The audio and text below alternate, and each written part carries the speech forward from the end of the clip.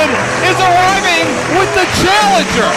What is going on here? Maybe they swerved everybody. Eric, they're best friends, guard duo. They're best friends for now, but when the CZW World Heavyweight Championship is on the line, you would think it would be a different story. There is no dissension between the Backseat Boys and Justice Pain. It just makes no sense. Johnny Cashmere in the ring with Steve arrive. Of course, they are scheduled later tonight to team to take on the Hate Club, but Justice Pain and Trent Acid are scheduled to wrestle one another. And Johnny Cashmere still injured from their last match with the Hate Club.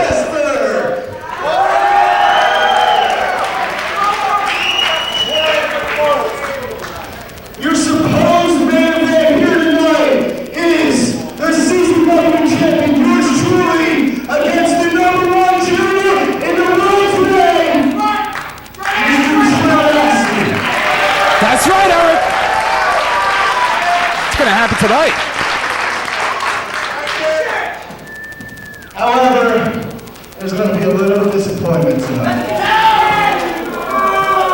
Let's get one thing straight. Robo may run that locker room. He does not tell these four men what to do in this company. We do whatever we want to do in this freaking company. Well, Eric, they got the belts. They're holding all the cards. They're the champs. But what was the boss? He's the new owner. I decided maybe I'll just take the night off. Can he do that? Can he just come out here? He's the champ, Eric. He can do what he wants. When he wants. Something like that. You see people to do. I'm going to take a walk tonight, right? Hey. But that sounds like a great idea, but guess what? Every show, wrestling with my partner Johnny Cashmere, and then wrestling again for these titles. I beat everybody. We are the men that built CZW, alright? Whether you people remember it or not. So when we want to take the you people ain't worth seeing Justice Pain versus Trent Acid. That's right, Eric. He's got 2 belts, Eric.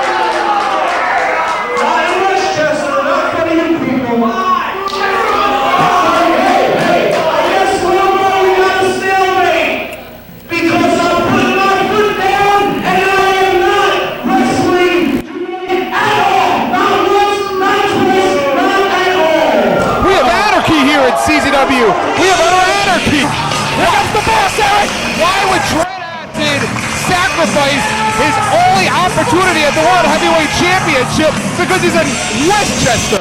They're best friends, Eric. Sometimes the best of friends can also be bitter enemies. I mean, the champ and the challenger both want the night off. Look at Lobo. He looks like Arthur Fonzarelli walking in there. Well, this is the new CZW ran by Sheriff Lobo, and anything can happen. And wait a minute, Justice Pain just pushed Big Daddy Smooth. And Steve Ryan is separating the two. I think Big Daddy Smooth lost his shirt, Eric. It doesn't have his name on it.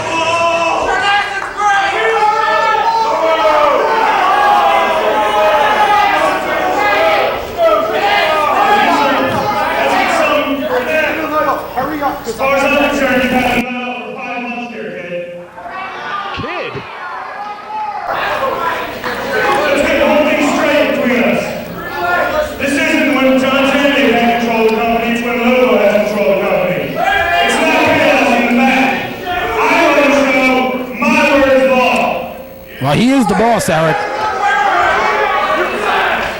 I would have expected this type of thing from him. A big crybaby, an egomaniac. I'm not you. You don't even understand what I'm trying to do for you, do you? How long have you been in this company? That's right, 3 years. And you have beaten everybody that you have picked, haven't you? Yes, he has. That's right. That's right. And how many other little shots have you got this job anything? 0. Think hard. Exactly. And Eric, he hasn't been beaten cleanly in 2 years, Eric. And you. I remember a match against Ruckus. You claim to have beaten everybody. You're the big superstar.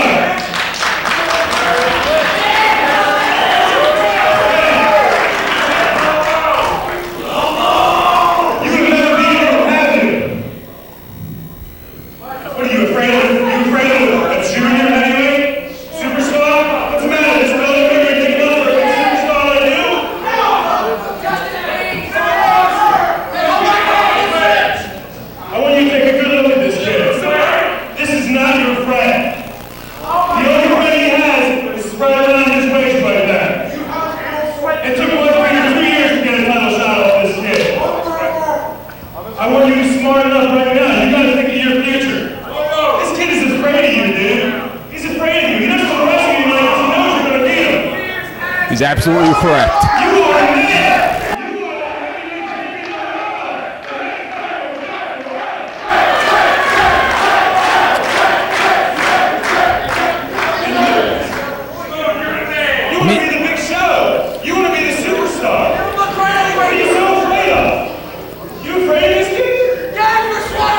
He's afraid, John. I don't think I have to defend my title tonight. Nobody against me. I don't think I should have to defend it.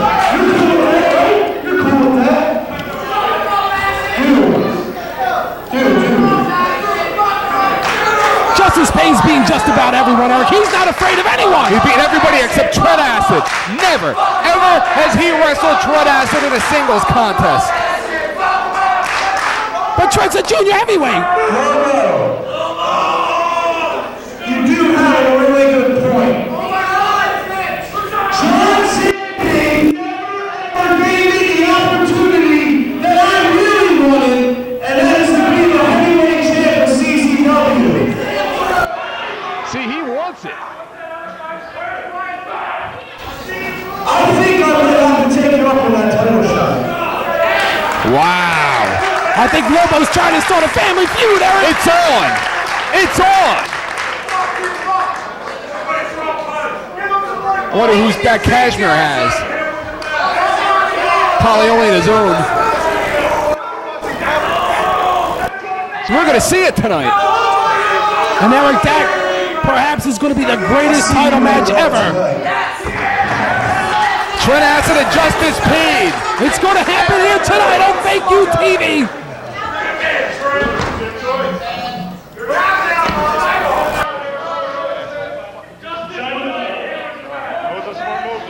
How about Lobo showing the leadership qualities? Let me introduce the first match for tonight. Oh, he's a ring announcer now. I guess Shock's out of work. As you all know, the Lobo Junior Heavyweight Invitational is coming up. It's best of the best, too. We're going to qualify match.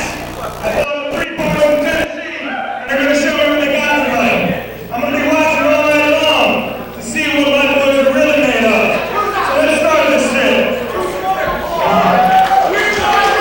This is going to be quite an interesting contest throughout this entire evening.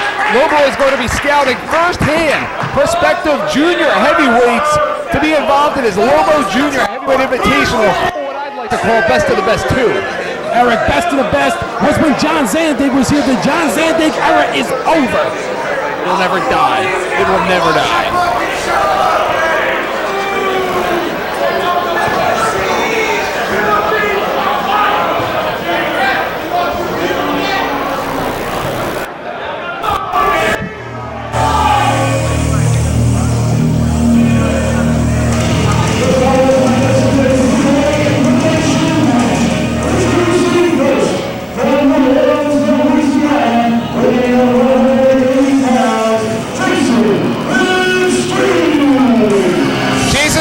Traveled all the way here tonight from New Orleans, Louisiana, in hope of being a part of the Lobo Junior Heavyweight Invitational. Jason Extreme has big goals, and that is his immediate. Everybody knows that the Lobo Junior Heavyweight Invitational is going to be the tournament that everybody all over the world will be watching, and this kid wants to be a part of it. And Eric, what is the weight requirement for Lobo Junior Heavyweight Invitational? Let's ask Lobo. I don't know what his weight requirement is. I don't know what this man, what kind of rules this man has. This kid weighs 180 pounds, Eric. It's a Junior Heavyweight Invitational, stupid.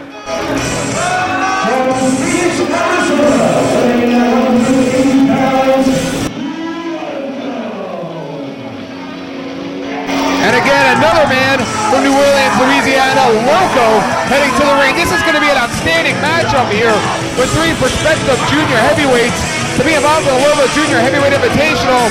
We have 2 in the ring now, but one about to make his way to the ringside area here is returning after a lengthy absence to CZW. And I like Loco, Eric. He was trained by the legendary Mr. Fuji. What?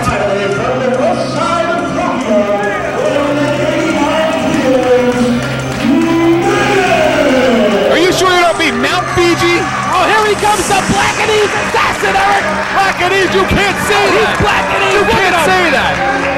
He's from the west side of Tokyo. And where do you think the west side of Tokyo is? I I believe it's in a suburb of Ikebukuro. It's in the Black and East section of Tokyo. You know, you're not supposed to drive your car there after midnight. Menace now coming to the ring. The last time we saw Menace, he was a part of our Cage of Death 3 and had a losing effort, unfortunately, against Johnny Kashmere. We haven't seen him for the last 3 months, Eric. He took a beating at the hands of Johnny Kashmere at the Cage of Death 3. Been a long time, since December. But of course, Menace heard about the Lobo Junior Heavyweight Invitational, got himself in some tremendous shape, repackaged himself, and is now looking to make his mark here at CZW. I may add that these three wrestlers are familiar with each other. They have had quite a series of matches down south as of late. Yeah, way down south. How far down south? On the west side of Tokyo. Right. In the Black and East section. All right. Enough. Each wrestler here sizing up their opponents. This is an elimination style matchup. Once you are pinned, you must return to the locker room. It looks as if Loco and Jason Extreme have decided to make an early partnership here. Right now, a double suplex. And of course, these wrestlers, every one of them, all three of these wrestlers want to be a part of our upcoming Best of the Best 2, the Junior Invitational Tournament, but what I like to call Best of the Best 2. And now just a smart move by Loco and Jason Extreme to double team the Menace. Menace now showing that martial arts background that he has. Up to the ropes, quick as a cat. Hurricane Rana. Menace now in control. Loco misses. Once again blocked by Menace. Using that martial arts background as a defense. It's off the top rope. Beautiful arm drag. I mean, come on, Eric. Menace has been running all over the world from Jason Extreme and Loco, and they finally tracked him down here in CZW. I would like to question your information, John House. I'm going to believe you are telling a lie. Jason Extreme now all over Menace. Loco, of course, outside of the ring, but what that does, that buys him a little bit of time. The longer he's outside of the ring, it allows him not to be covered for a pinfall. Oh, and Gargiulo, I am not a liar. Ruckus is a liar. He lied about you being a junior heavyweight. What does he have to do with this matchup? Big chop there by Menace. And there you go, a chop from down south. Takes the shirt off. Why do you have to put his shirt over his head? Put the shirt back on, please. And a double underhook by Menace. Oh! Across the knee. A double underhook backbreaker by Menace.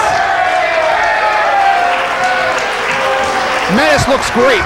Hasn't missed a step since we last saw him here in CZW.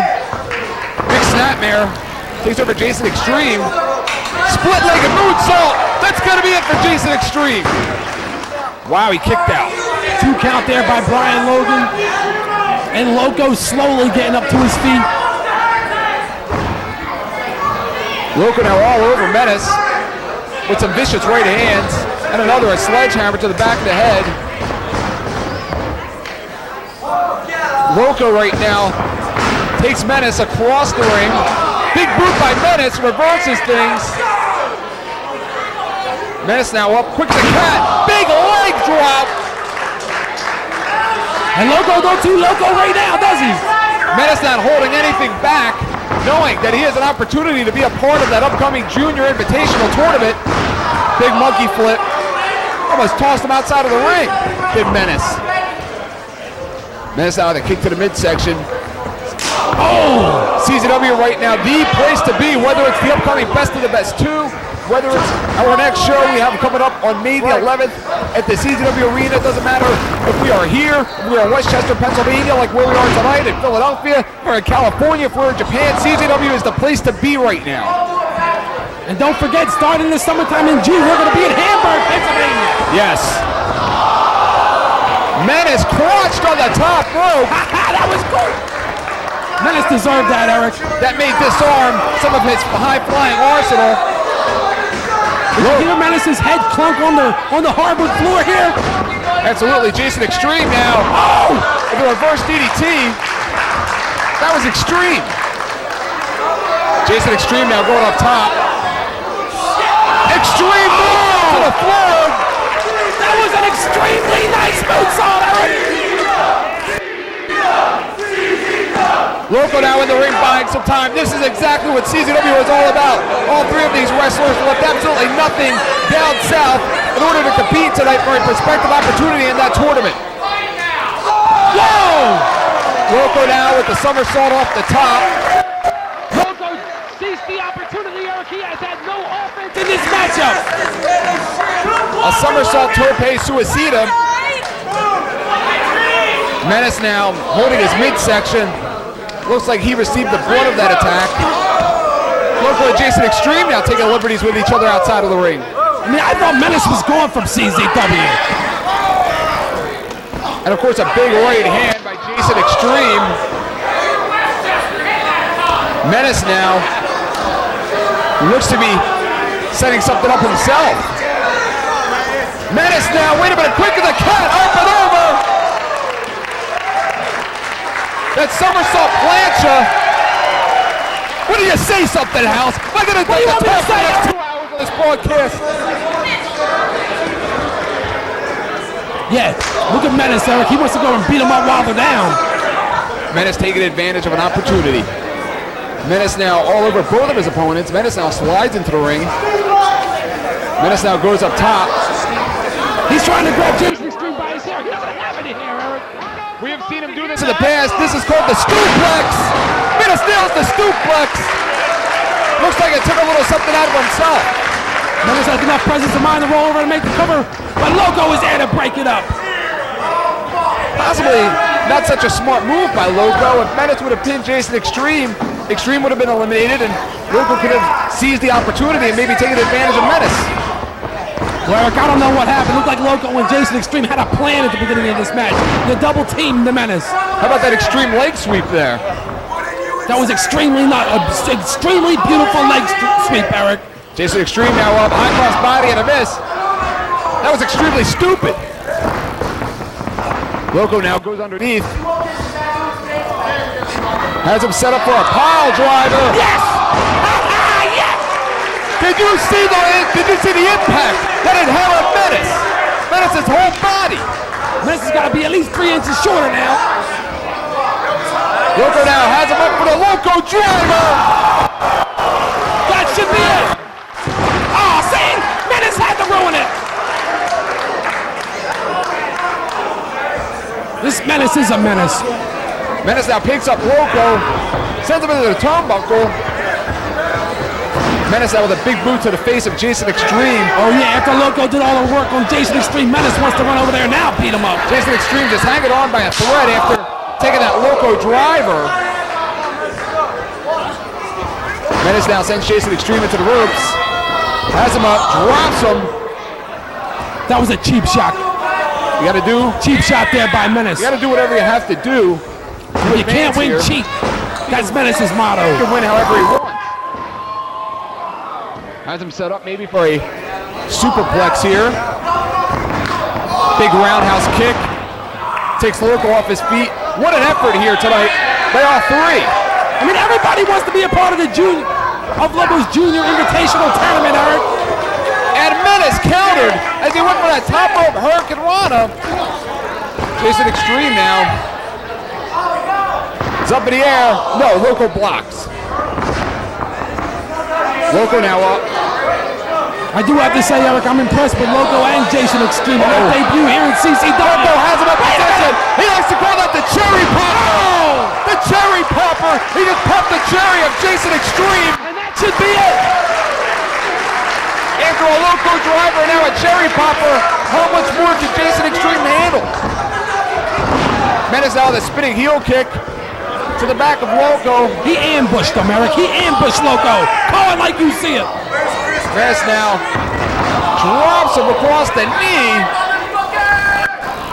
Has him up. Oh! It's out with the Menace driver. Oh!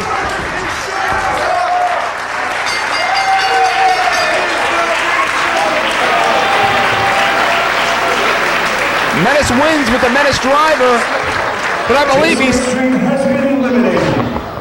still has yet to contend with Loco. And Loco's nuts, Eric. Look at him. Loco is incensed right now. Loco feeling it. Loco, like the New England Patriots in the Super Bowl, sinking down with everything that he possibly has, knowing that he is only 50 yards away from scoring. Look, he's setting Menace up for something, Eric. Loco now has him up. Menace misses with the roundhouse. Loco from behind. Oh! The big release German suplex. It's a beautiful German suplex there by Loco. He wasted too much time going for the cover. Menace with the kick out.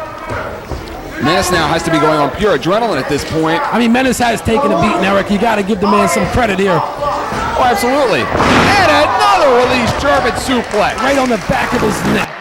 How much more can Menace handle? A big mistake there, not hooking That the leg. will all depend on how bad he wants to be a part of Loco's junior heavyweight tournament, Eric. Loco right now scooping up Menace. Had a big slam. I thought he was going to go once again for that Loco drive. He's going upstairs. Loco up top. In the air. Big frog splash. Barely got his right shoulder up. Considering the experience here in CZW that Menace has had, you would have to consider it an upset if Loco was to pin Menace.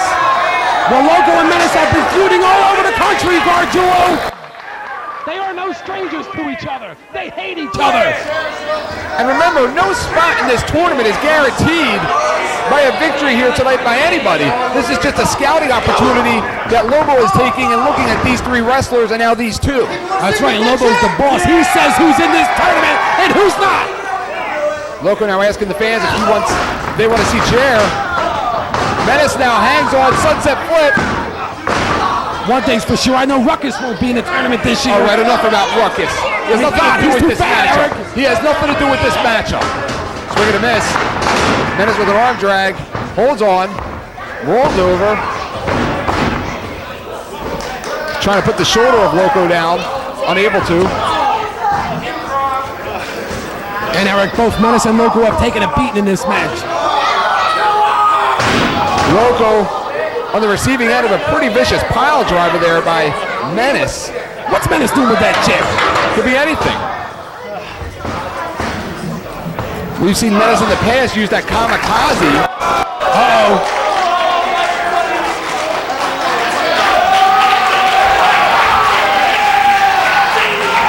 He's going for that kamikaze, John. He is going for it. Uh-oh. What's he doing? I told you what he's doing. He's going for his kamikaze. What's he waiting for? He may be taking too long. Eric, that's 18 feet, Eric.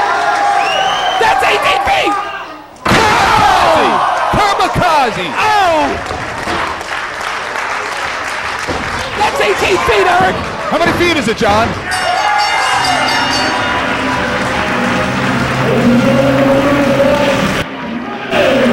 What an impressive return here to CZW by Menace. And you would have to think, if anybody is going to secure a spot in the upcoming Best of the Best 2, it's got to be Menace. Nothing is secure. Lobo's the boss. He says who's in it and who's not in the tournament. I'm going to recommend Menace not be in the tournament.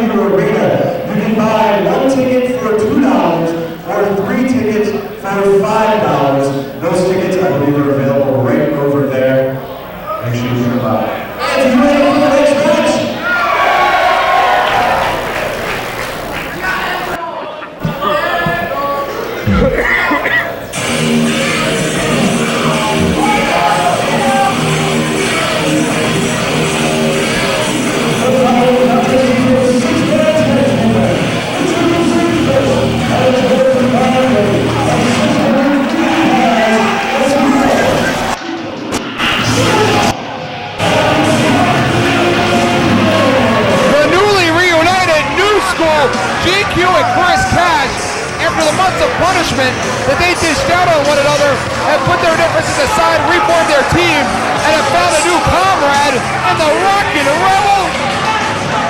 That's right, Eric. The new school team, Eric, expects to see big things from GQ and Chris Cash. And look at who their partner is. Pennsylvania State Athletic Commission Commissioner. He's not a commissioner, he's a representative. Get it right.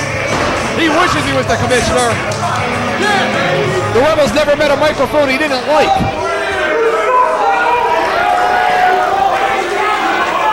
This is going to be great.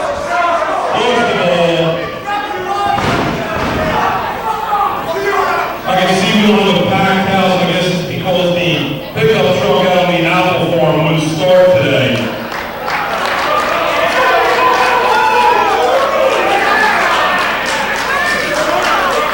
That'll win you some fans in this building. Hey, I can use you in the white shirt on my farm. I bring back some family memories.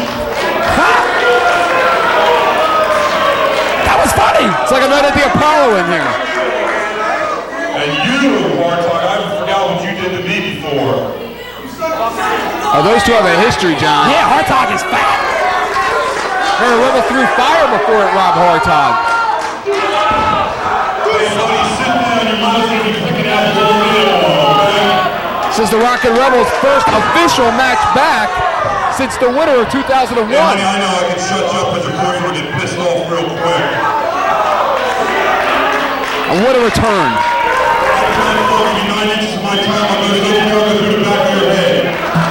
Easy for him to say. I mean, come on, Eric. Rebel's a funny guy. What's that in his back pocket? Lubricant?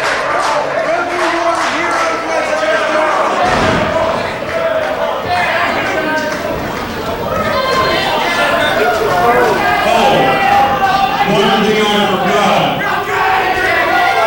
We're going to bring out our new managers, the GQ and Chris Cash. A new manager? Wait a minute. A new manager? You know whose music that is? It can't be. I think it is. Somebody's using his music, but it can't be him. Nothing on my sheet says they have a manager, Eric. But that music sounds familiar. Who in the right mind would manage these two uncontrollable youngsters? That's Pastor Jim! Wait, That's Pastor Jim! that is Pastor Jim. I thought he was fired! He was fired. New boss, new rules, nobody was the boss. He was fired. John Sandick fired him. John Sandick no longer controls CCW. Pastor Jim is now the manager of New School?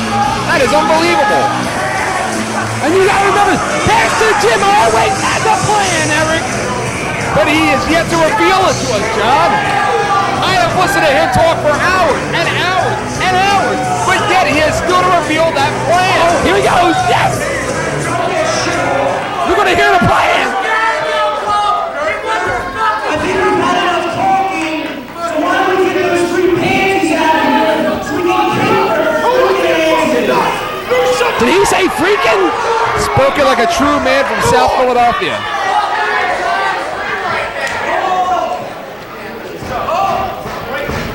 Look at the tremendous condition Pastor Jim has got Chris Cash and GQ in, Eric. Tremendous condition.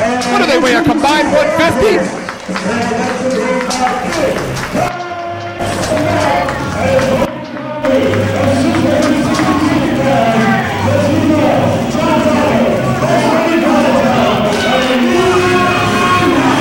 Ian Knox. This is going to be a tremendous matchup. The World Tag Team Champions making their way to the ring now, teaming with their student Ian Knox against their former student in the New School. This is totally not fair, Eric.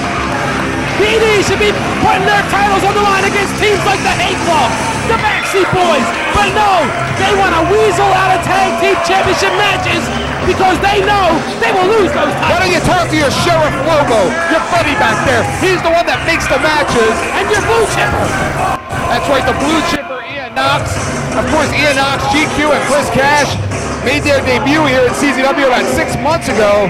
They have now been training for over a year in the business of professional wrestling and have looked absolutely tremendous as of late. I mean, granted, Eric, I'll give it to you. VD are the tag team champions. Right now, they are the #1 tag team in CZW.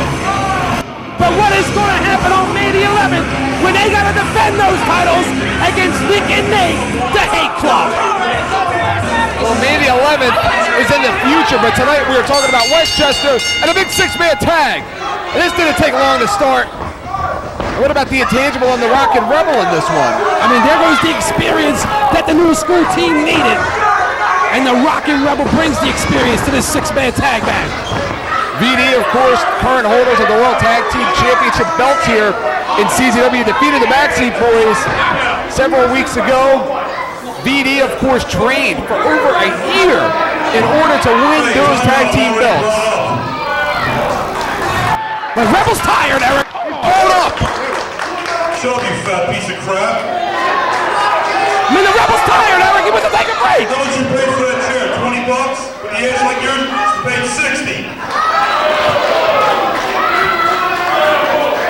Oh, look at this! Oh, yeah, Eric. And what if the new school beats the old school team of Dahmer? I wonder if that massage is full service. And Dahmer's going to take Oh, a that sneak attack. That's a sneak attack, Eric. That's uncalled for, and that is not how a champion is supposed to behave. Rock and Rebel, of course, the veteran in this match. What's he been wrestling for now? 30, 40 years? Oh, come on, Eric. Big spine buster! I think he's been wrestling for 29 years. Big spine buster! And a big clothesline! Takes the representative of the Pennsylvania State Athletic Commission right off his feet. I mean, come on, Rock and Rebel used to have matches with Eddie Gilbert. And that was back in '83. Chris Cash now calling out Eddie Valentine. Eddie Valentine with a big kick.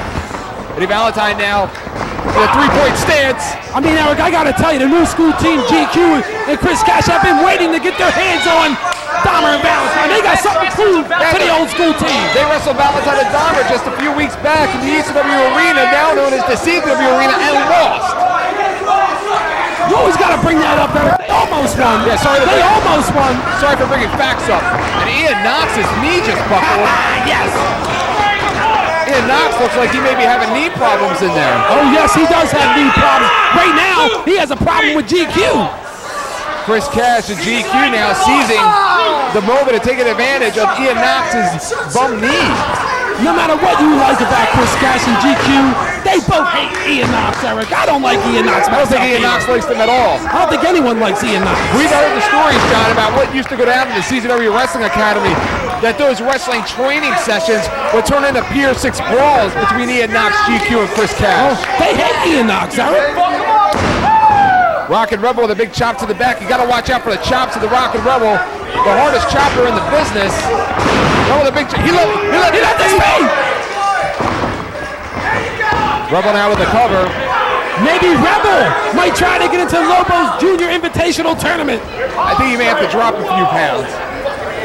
Rock and Rebel now sends Ian Knox. Throws big reversal, big neck breaker out of the Rock and Rebel. Come on, Eric. He's got experience. You saw he could be a luchador. He's been a junior heavyweight since he was 12. And a luchador? Yeah. What, El Stupido? Rock and Rebel now sends in Ian Knox. Big sunset flip. Looks like that knee's feeling a little bit better. Makes the tag. Wait a minute. What did Rob Hartog just do? Big chop. You gotta remember the history between Rob Hartog and the Rock and Rebel. Rock and Rebel actually threw a fireball at Rob Hartog. Oh, actually, Rob Hartog deserved it too. Actually tore apart his first referee shirt. And Eric, this match is totally not fair. It's 4-on-3. It's 3-on-3. It is even. You just said it yourself. Rob Hartog's got a problem with the Rebel. Look at that great tag team continuity there by GQ and the Rock and Rebel. Rebel with the drop toe hold. GQ and Rebel working as a cohesive unit in this matchup. The intensity has to go on the side of Chris Cash, GQ, and the Rock and Rebel just because of Chris Cash alone. Oh, and Eric, I am not surprised, Eric. Somebody should test him for Tourette's syndrome, if you ask me. To test you for Tourette's syndrome. Chris Cash is an athlete, Darjulo, but he will be a champion in CZW. Chris Cash clapping for himself. We've seen them do this before. Double figures. We've seen him nail that double figures in the past. I mean, there's nothing I like more than watching Ian Knox get beat up at the hands of Chris Cash and GQ. Nothing you like more. And what was John Dahmer doing? And Chris Cash just very arrogant. Remember the wars that Chris Cash and GQ had as of late? Remember the cash flow off the top of that stage and the ATM and just the brutality of those matches. Eric, they were tremendous matches. And you know what? They put their heads together, and you know what? They are a great tag team. And a big suplex, very powerful move coming out of the arsenal of Chris Cash. It's over, come on! Chris Cash hooks the leg, leans back, not enough. He wants to punish Ian Knox. Chris Cash just spinning out there, blatantly choking people. I mean, Chris Cash and GQ is sick and tired of Dahmer and Valentine, their former trainers. They're sick of them acting like they know everything. Rebel and Chris Cash now with the clothesline. Rebel has worked very good here with Chris Cash. Watch this. Just listen. One more. Yeah. Give another one. Oh, right enough. Give one for me. His nipple's gonna fall off. Oh. Ducks under again. Big power slam, scoops him up. A tremendous power slam there by Rebel. He may have taken a nipple off of those chops. And look at Dahmer again. He illegal, didn't make no tag right in there. And sucker punched the Rockin' Rebel. Dahmer and Valentine, the tag team champions. Look at this. You know they don't take too kindly to watching their student being manhandled like Ian Knox is currently. Eric, one thing you can say about the new school team and the Rebel, they have been making frequent tags and keeping the fresh man in. Chris Cash nailed that high knee on Ian Knox. Ian Knox has spent the majority of the match inside of the ring for his tag team, which means you have a very fresh pair of tag team champions outside of the ring. Well, you have to accredit that to the new school team. They have not allowed Ian Knox to make a tag to either Dahmer or Valentine.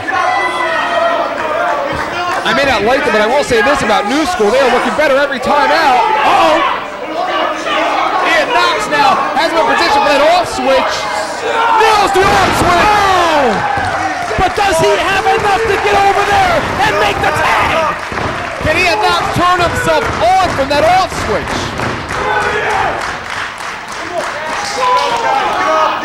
Who wants it more, Ian Knox or Chris Cash?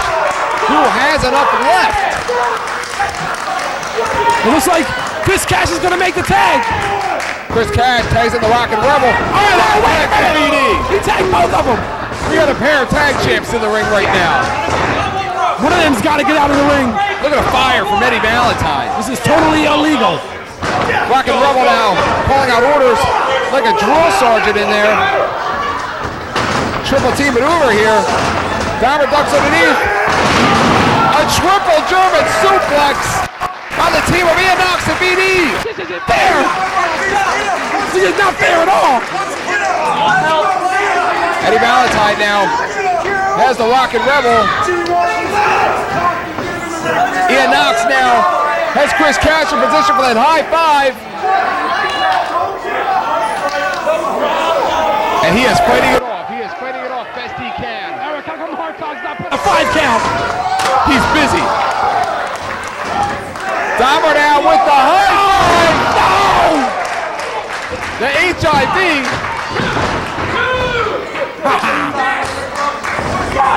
Oh no! Palm strike. Palm strike. Out of nowhere, Eric, and Eddie Valentine's the illegal man. Ian Knox now has him in position. Drops him right across the knee. That could do some serious spinal damage to the Rockin' Rebel. And that's terrible, Eric. Why? Eric's part of the Pennsylvania State Athletic Commission. You know what he could do to Ian Knox? Yeah, for the right price. Uh-oh. Oh, double doomsday device. Oh! Ow! Double doomsday device. That is why they're the tag team champions of the world. No, it's not. They cheated. That's why they're the tag team champions. Dahmer now choking Chris Cash. The Pastor Jim protecting his investment. Smart move there. Look at Pastor Jim concerned about Chris Cash. Dahmer hasn't seen Pastor Jim in a while. Remember the history those two had.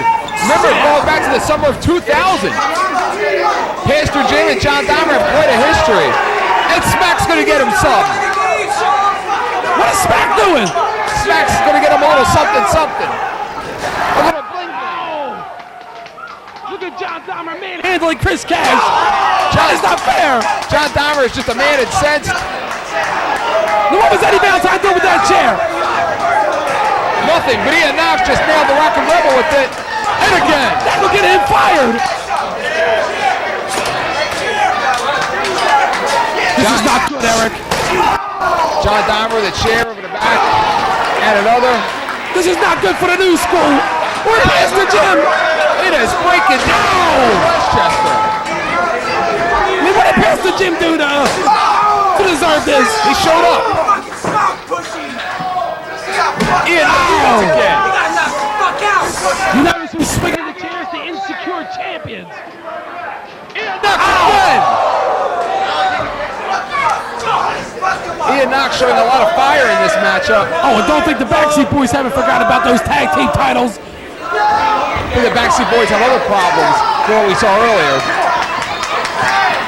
Look at Ian Knox in there alone. Ian Knox really needs to be seizing the opportunity. A barbed wire board. This is not good, Eric. They're not going to bring that in the ring. I have never seen the team of Eddie Valentine and John Dahmer use a barbed wire board. Eric, this is not a CZW deathmatch. You know what they're doing, John? They are sending a message to the Hate Club. They are sending the Hate Club a message for Mania 11. We saw the Hate Club use the very same barbed wire board against the Backseat Boys just 2 weeks ago. It looks like Dahmer and Valentine are brawling backstage with the new school team of GQ Kids, guys. What's going on? Ian Knox is going for that. He was going for that hard knocks driver. It's the knee. His knee gave out, Eric. Very tender. You said something about that knee earlier on. It's like he may have blew out. Well, the knee just gave. Sure did. Rebel now. I thought he was going to superplex him across that barbed wire board. Ian Knox now in a lot of trouble. He just threw fire on his eyes. I can't see it. What is Rob Hartog doing? Let him show a little emotion. What are you doing? He just throws his hands up in the air. That's That your is nothing. chipper, That fat, no good son of a. That was great. Superplex. What an ominous return for the Rockin' Rebel. A successful return, Eric.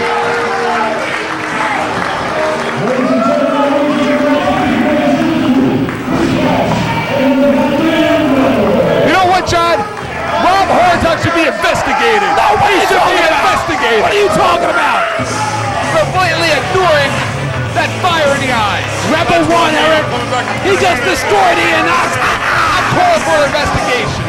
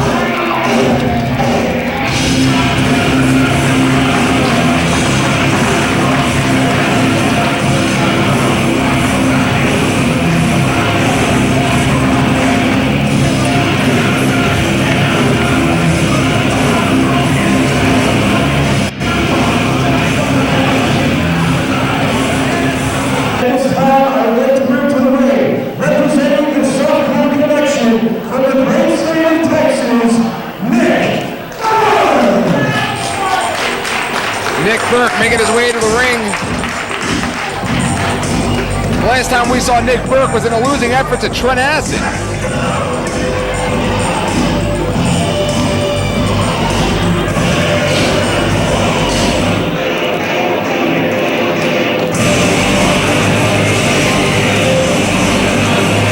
Where is he?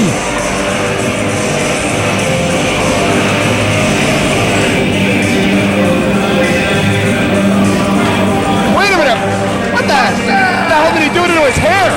Looks like he lost the war with the Kool-Aid man. Look at who's Nick Burke, Eric. He's back. And he looks better than ever. Says who? Nick Burke, of course, has been fighting a battle over the last few weeks here at CZW for respect. I mean, Eric, what has happened to the softcore connection? It has completely gone to hell if you ask me. Burke and Moore fighting High Street, not even here tonight. I mean, if you ask me, Nick Burke has been carrying Z-Bar and High Street for months, Eric. If you ask me, Z-Bar is on the verge of being ready to break out on his own, and Nick Burke is holding him back. I disagree with you, and so does Nick Burke. After all, Nick Burke's done for Z-Bar. What has he done for Z-Bar? I mean, come on, no one even knew who Z-Bar was till Nick Burke. He was a member of the Big Deals with I'm you know sorry who. to inform each and every one of you that you're a fag. Although you get the chance to see Nick Burke in this ring today, you won't get to see Mark Briscoe in the ring tonight. Unfortunately, he's not from CZW, that's pretty much all I have to say. So I'm sorry to inform you of that, but take your chance and take your pictures right now with me. Thank you. Is he going to give us a 10-minute pose? Well, he said thank you, Eric. Nick Burke, of course, scheduled for another opponent. Nick Burke doesn't have a match. Here comes Z-Bar. Here he comes. John, I believe there is a hotel room in Trenton missing their shower curtain, and it's on the ass of Z-Bar. For an apartment in New York. Liberace's apartment. And he's been dead for what, 30, 40 years?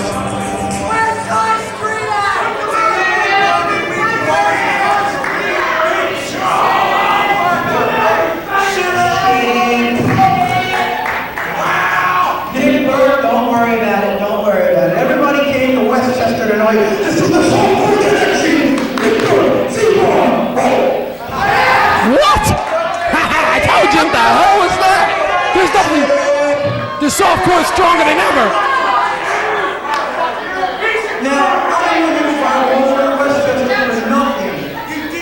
Since I'm so high up on CZW's roster, I gotta wrestle a Hurricane Kid tonight. Now, I know the CZW Honor Man Classic, would you shut up? I'm talking. You think anybody cares?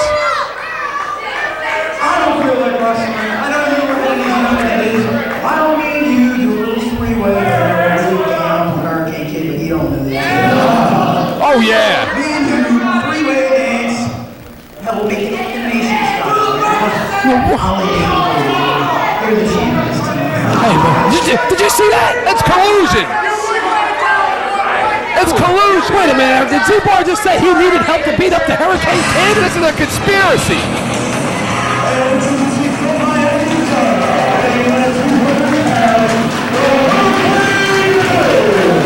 Look at that body.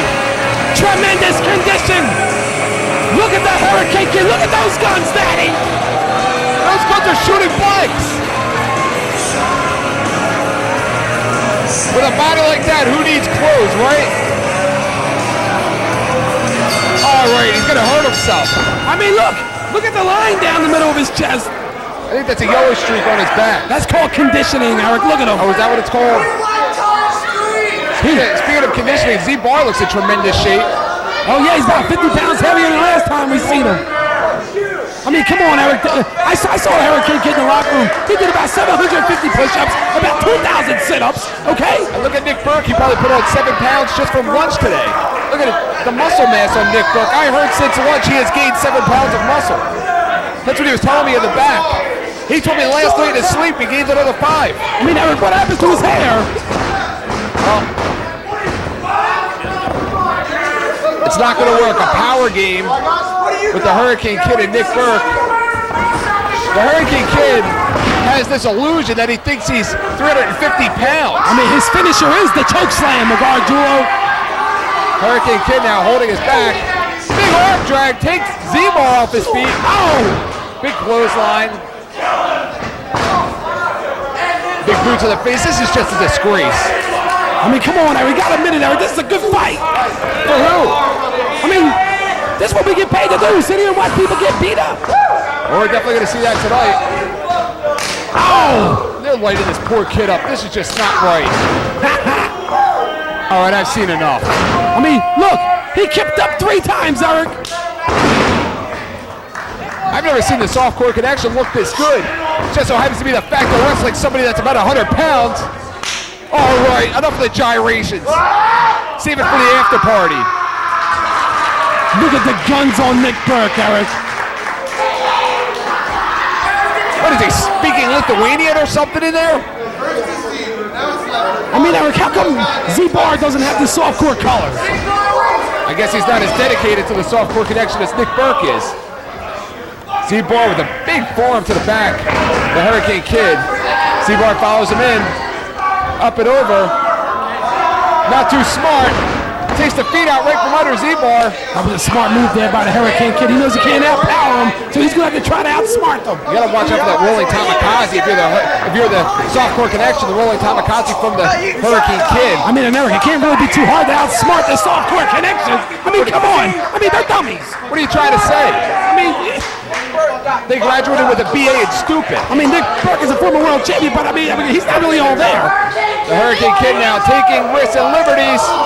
Big Phoenix splash off the top to the floor. I mean, what if the Hurricane Kid defeats the softcore connection? That would have to be considered quite an upset, wouldn't you say? I mean, would the Hurricane Kid start getting title shots? Possibly. Nick Burke just received a title shot against Trent Acid. Maybe the Hurricane Kid would propel over Nick Burke in the ratings. I mean, he is in great shape, Eric. He might give the champ a run for his money, the Hurricane Kid. Nick Burke follows him in. Makes the same mistake that his partner made moments ago. Hurricane Kid, you got to give him an A for the fight. Got a lot of fight in that little dog. Like that little chihuahua that just keeps biting at your ankles. Tornado DDT! I mean, Eric, he did do 750 push-ups in the locker room. He getting ready for his match. Hurricane Kid now with a big left hand. Excuse me, it's a southpaw. A schoolboy. This is an elimination match.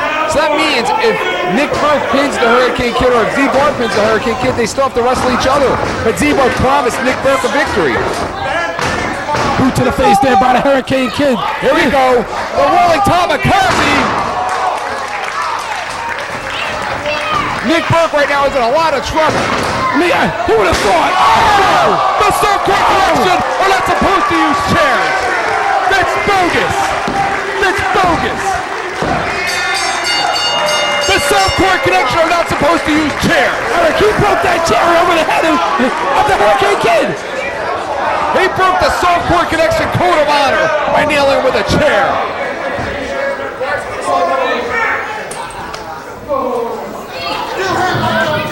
Eric, he busted that chair over the head of the Hurricane Kid. Supposed to use chairs. That was really cool the way you just eliminated him like that. I think I'm with that chair, brother.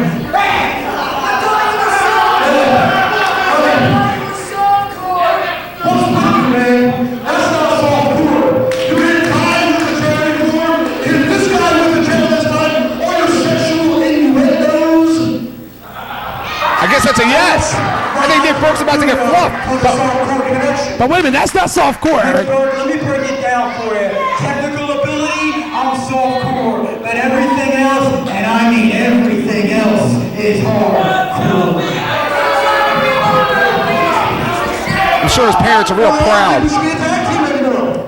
And I'm keeping the name. attacking Nick Burke. Well, since it was one fall, I guess whoever wins this one keeps the name Softball Connection. Mark, good job, quick. When you look at it, you're still walking out of here as the Blue Rooster, pal. The Blue Rooster is getting personal now. Yeah, he is. So the winner of this match will keep the Softcore Connection logo, the t-shirts, the moniker. The loser, I guess, will be on their own. The money, you mean? Give me the money. I think there's a lot of money in the Softcore Connection t-shirts. The merchandising. I mean, every time I look at the table, I only see 3 t-shirts left. Because they only brought 3 to the show. Z-Bar now goes underneath. Z-Bar getting very technical in there with Nick Burke. Nick Burke now lands on his feet. What a way to reverse it. Big arm drag. We're seeing quite a soft core in there. Z-Bar with an arm drag of his own. Z-Bar for the first time in his career throwing a pair. Eric, they're doing the same moves. It's like a mirror match. Chopping each other back and forth. Remember, this match is about more than just a victory. It's about the pride of being a member of the Softcore Wait a minute, Connection. Eric. Wait a minute. He just smacked Nick Burke in the grill. And Nick Burke returns. I think he just slapped him so hard, he may be good looking now. Nick Burke now hits the ropes. Z-Bar goes for the hip toss. Nick Burke lands on his feet. Has it from behind. Big Russian leg sweep. Taking a move right out of the pages of Nick Burke. Oh, he's got his cinched in too. Nick Burke must have taught him that move. Who knew that that same move would be used against him later on tonight? Well, Nick Burke invented the move. He can get out of it, Eric, like he just did. He countered it. Nick Burke countering with some left hands. Closed left hands, mind you. As Z-Bar now with the reversal. Z-Bar into the turnbuckle. Big drop toe hold. Burke holds on. Oh, he has a scorpion. He's got his cinched in too. How much pain do you think Z-Bar could take? Well, you can hear him all the way over here. You know, Z-Bar never had the opportunity to prove himself either in or after the big deals, but tonight it looks like he will have that chance as Porter, a former member of the Softcore Connection. Well, he has his opportunity here tonight against Nick Burke. That would be a tremendous victory if Z-Bar could pull one over Nick Burke. Nick Burke, on the other hand, you have to wonder if Nick Burke even takes Z-Bar seriously, if he's going to underestimate him. Big standing drop kick by Z-Bar. Scoops him up. Big slam. You know what time it is! Uh-oh. Nick Burke is about to be donkey punched. Nick Burke just got donkey punched.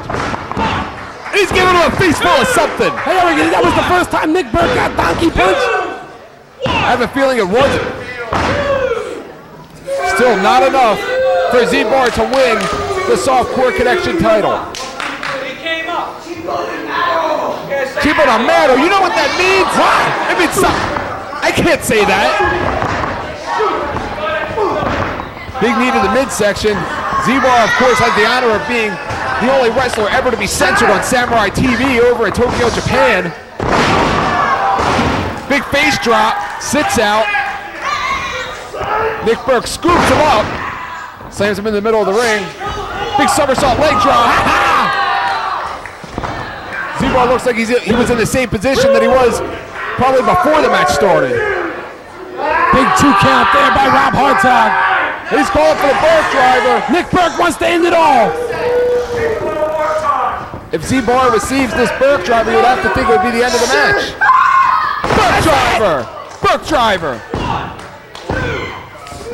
And he kicked out from the Burke driver. Can you believe it? This kid's showing us something here tonight.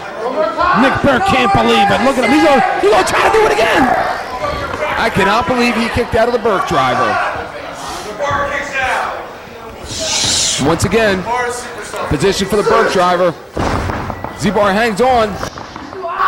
Has him in position now. Oh! The missionary driver! The missionary driver!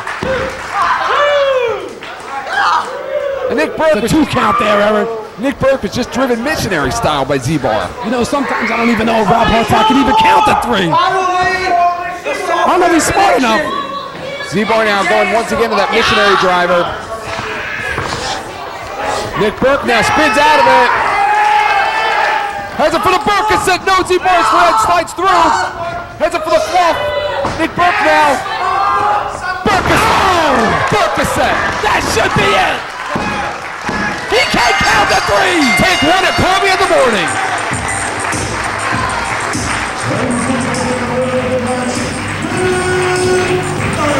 And that means that Nick Burke retains the softcore connection colors, and Z-Bar's got to give up his rights and royalties to the softcore connection merchandise. Nick Burke's gonna be a rich man.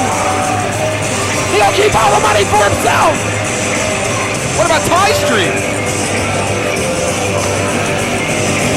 What Ty Street don't know won't hurt him, Eric. Z-Bar may have lost the match, but you would have to think that he gained some respect from everybody that has watched today, including the man he was in the ring with, Nick Burke.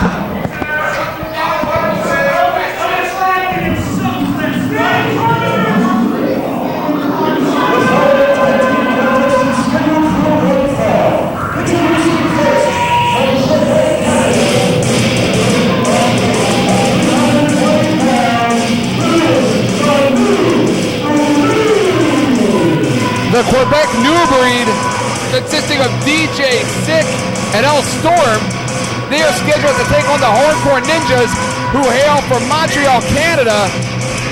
We're looking at an international war here. Eric, everybody wants in the CZW from Japan, from Canada, Mexico, all over the world. He's got a gas mask on. And do you blame him? He's got to work in that ring with Barry Logan. Well, that hand. The Quebec New Breed, of course, we talked earlier how everybody wants to be noticed by Lobo with the hopes of being invited to that Best of the Best 2 coming up. And the Quebec New Breed drove here all the way from Quebec, Canada to Westchester, Pennsylvania tonight. That shows you what kind of prestige this tournament has. And let's get something straight, Eric. It's not Best of the Best 2. It's Lobo's Junior Heavyweight Invitational It's Best of the Best 2. I hope the boss don't hear you say that. We await the Hardcore Ninjas.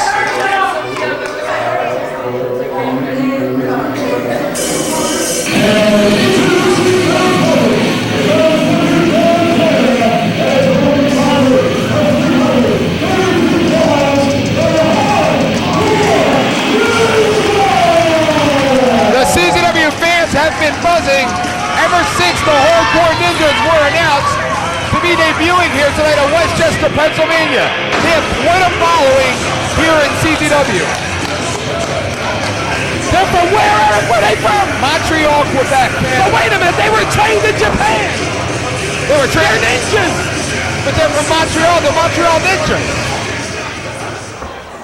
There are 2 Canadian tag teams here, Eric. They were trained in the hardcore martial arts of Japan.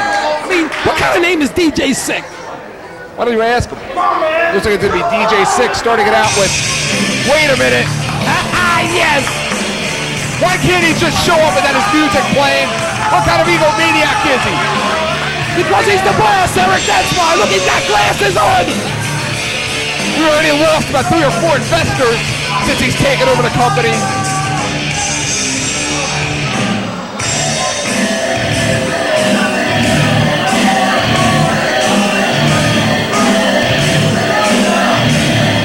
Nice of him to dress up for the occasion. You don't like the way the boss is dressed? I think it's cool. I think our boss is cool, Eric. What do you think? What are the nice guys? You sent him a Valentine? You guys, I don't need you guys, but no match. No match. Well, he said no match, Eric. Hey, stupid, they're from Montreal. You don't need to talk Japanese to them. You two are working each other right here.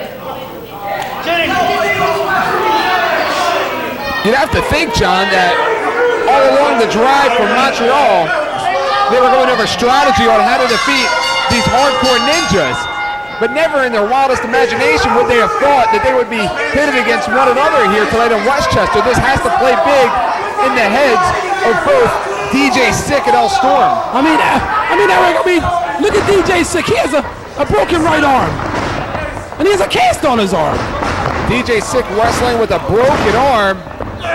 He broke his arm several weeks ago, but of course wanted the opportunity here to compete in CZW. Everybody all over the world sending videos in, sending resumes in, calling us, emailing us, trying to be a part of CZW. The most prestigious organization right now to be a part of in professional wrestling has to be Combat Zone Wrestling. I mean, Hellstorm and DJ Sick, you think they want to be a part of Lobo's Junior Heavyweight Invitational Tournament? Absolutely. Whether they're friends, partners, or whatever the case may be, if they have to sacrifice one another in order to gain that opportunity, they're going to do that. I mean, and they're tag team partners, Eric. They know each other very well. Probably better than anybody else. Nice dragon screw leg whip by DJ Sick. And a couple of right hands. Sends in DJ Sick. DJ Sick holds off. I think he was going to go for a dragon suplex there.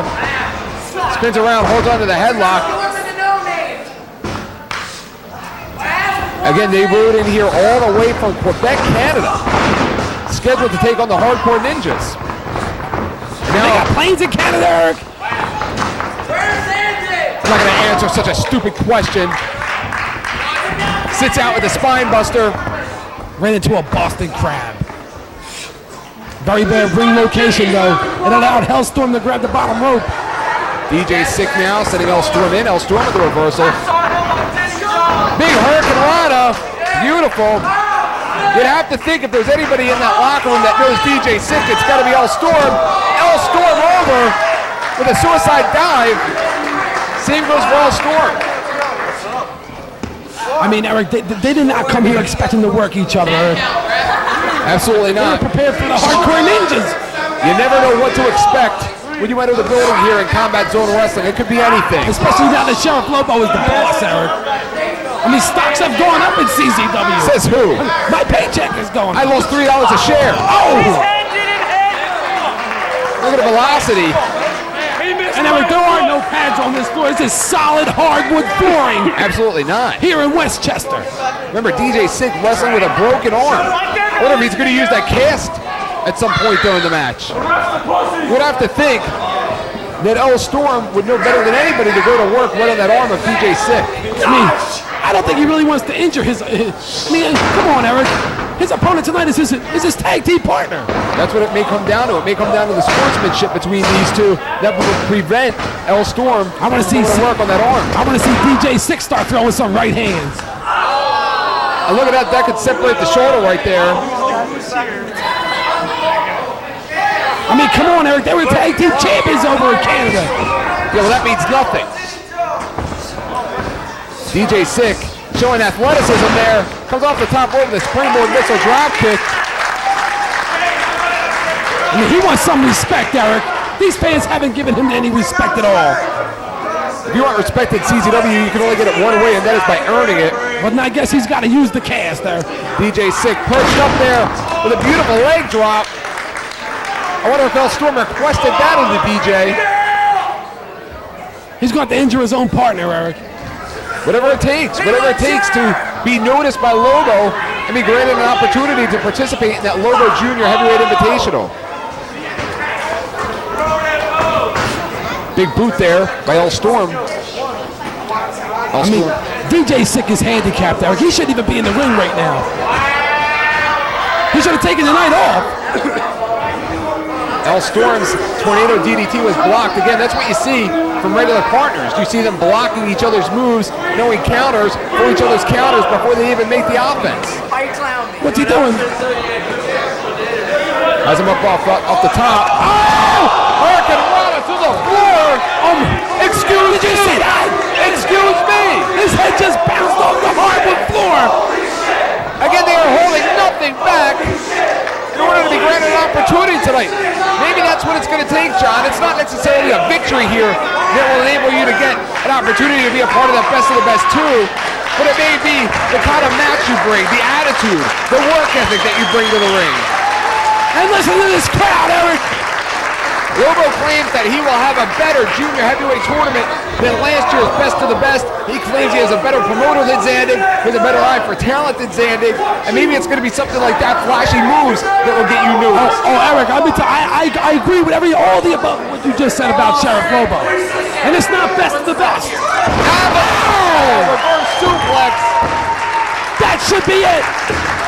Avalanche style reverse suplex, but of course, El Loco is on the receiving end of that Hurricane Rana. So what does he have left? Does he have left anything that it would take in order for him to crawl over to DJ Sick and make that cover? It looks like both Sick and Hellstorm are both out, Eric. They're both down on the mat.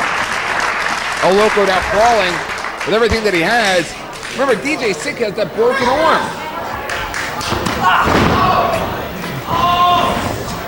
And again, goes for a big crescent kick and a miss.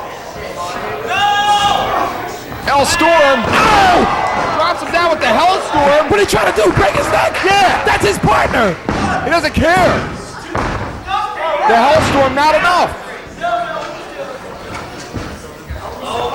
El Storm now started to make a comeback in this match here. Went for a big clothesline. Big German into a bridge. Landed right on the back of his neck. Oh, this has got to be it. Oh, what do you think the ride home is going to be like? it's going to be a long ride home for these two. You would have to think the competitive nature of these two, they've always wanted to know who is the better between each other. Big Yakuza kick. I mean, Eric, they may not even drive home with each other. Maybe not. Maybe the one will catch a ride home with the Hardcore Ninjas. And the other one might be in the hospital. El Storm now climbing outside of the ring, now going up top. Neither wrestler afraid of heights. DJ Sick counters his partner, cuts him off. I mean, DJ Sick's got some courage, Eric. He's handicapped. Has him up top. For an avalanche, and suplex. Avalanche Fisherman suplex. That should be it. It's a 2 count there. I don't know where Hellstorm got it from to kick out of that. It's got to be instinct at this point. DJ Sick looking underneath the ring. Was he looking for a trap door? Maybe he's trying to get out of here. These two are comprised of Quebec New Breed, putting on quite a clinic here. He's got a table, John.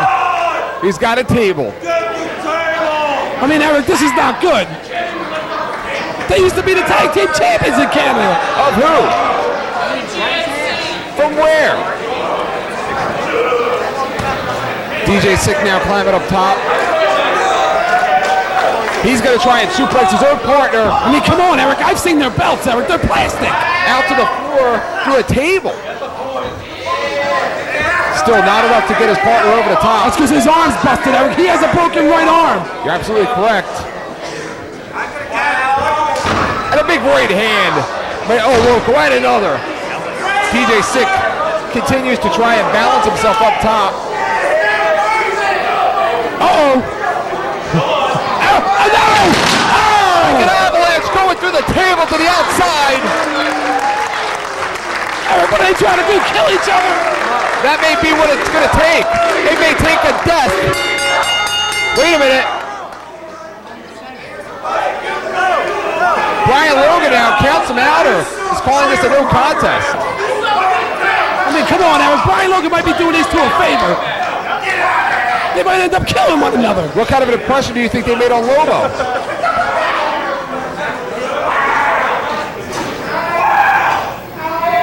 What kind of an impression do you think they made on Lobo tonight?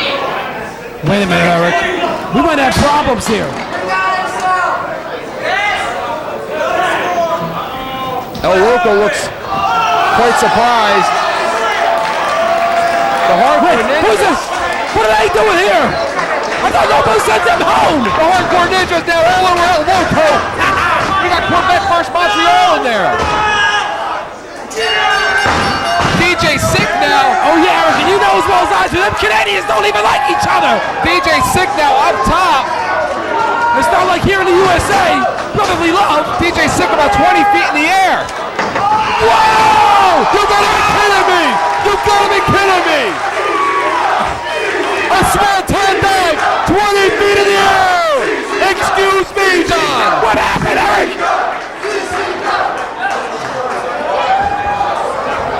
I don't think the ninjas want to bump and interrupt DJ Sick match anymore. It is just completely broken down here in Westchester. Brian Logan has lost all semblance of order here.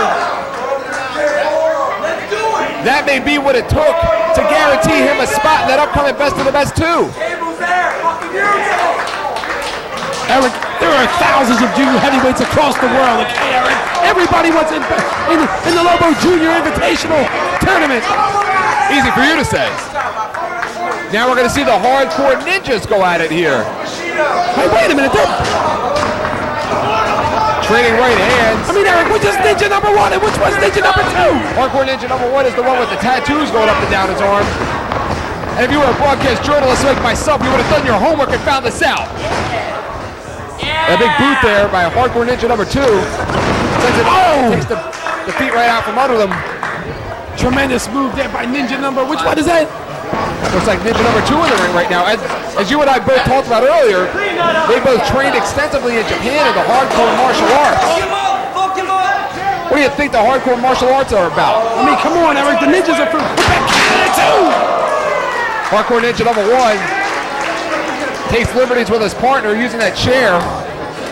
I mean, they're Canadian ninjas, Eric. I never heard of Canadian ninja. You did tonight. I'm going to talk to your sheriff. He's the one that found them.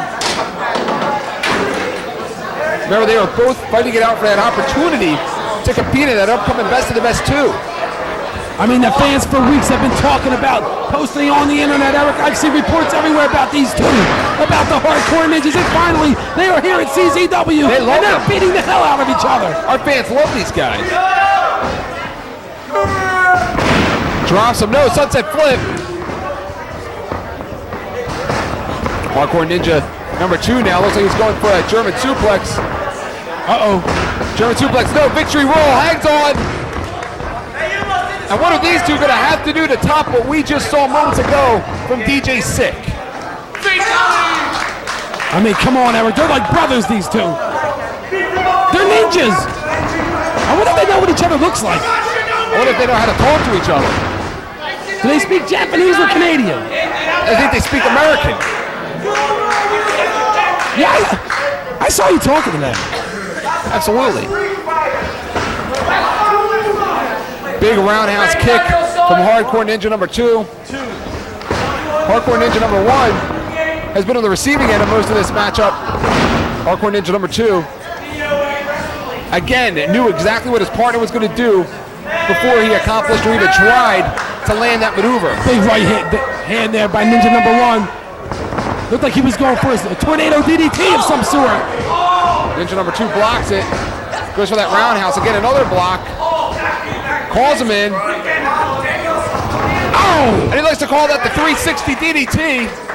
And he connected, Eric. And Ninja number 2 is out.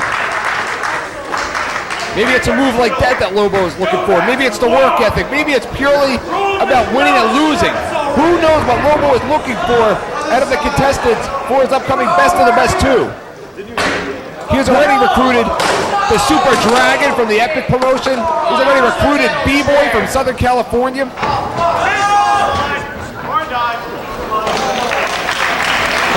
Maybe Sheriff Lobo's waiting for someone to grease his palms, Eric.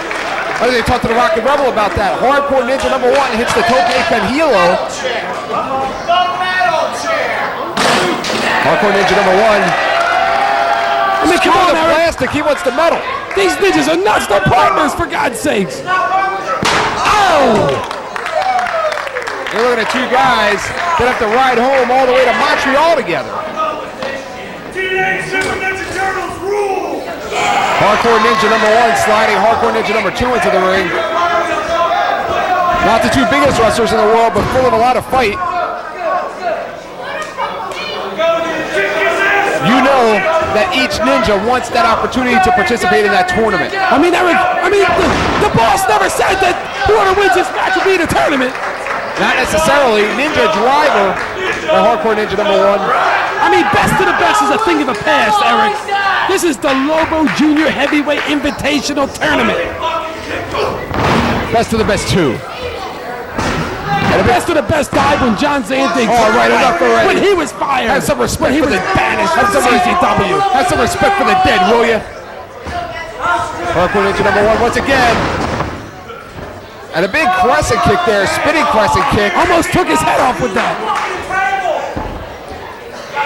Hardcore Ninja #2. Looks like he's going up top. I want to see Tony Stark! Has him in position. Oh! For a big twisting splash. Not enough, John. It's a 2 count there, Eric. I mean, why are they doing this? They're doing it for an opportunity to compete in that upcoming Best of the Best 2. Hardcore Ninja. What's happening? Hardcore Ninja #2 stalking Hardcore Ninja #1. There we go. Looks like he's setting them up for something. Has him in position now. Looks like a looks like a fisherman suplex through a table or maybe some chairs. It's kind of hard to see from our vantage point, but we definitely know he connected with something.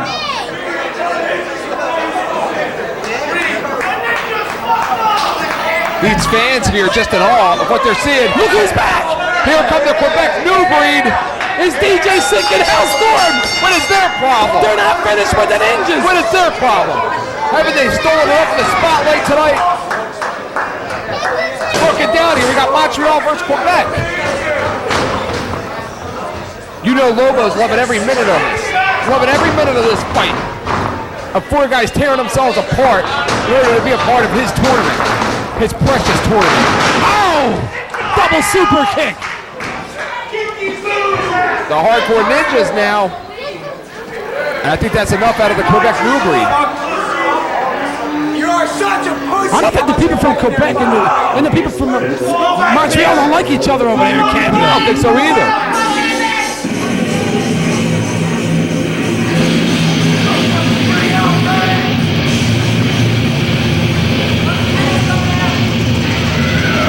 Looking at these Hardcore Ninjas have put aside the brutality that they have dished out amongst one another and just shake hands in the middle of the ring.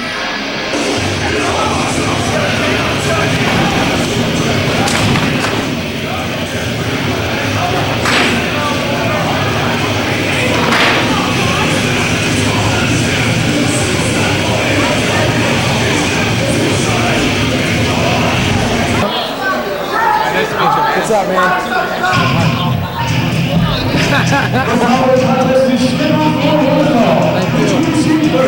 From Salt Lake City, Utah, weighing in 190 pounds, Josh Prohibition! We have talked all through the night of several wrestlers that have traveled miles upon miles just to be a part of this show tonight in Westchester with nothing more than hoping to be a part of the upcoming Best of the Best 2.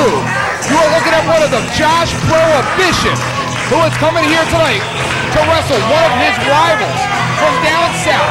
One of his rivals that he has wrestled up and down the road everywhere except here in CZW. That is M-Dog 20. Well, Eric, look, he looks like Jason X. Jason who? He looks like Jason X. He's probably some sicko, Eric. And off goes the hockey mask. Oh, please, put it back on. And notice how he hangs the hockey mask in that corner. We have heard a lot about M-Dog 20 through the internet, through magazines, through friends of ours.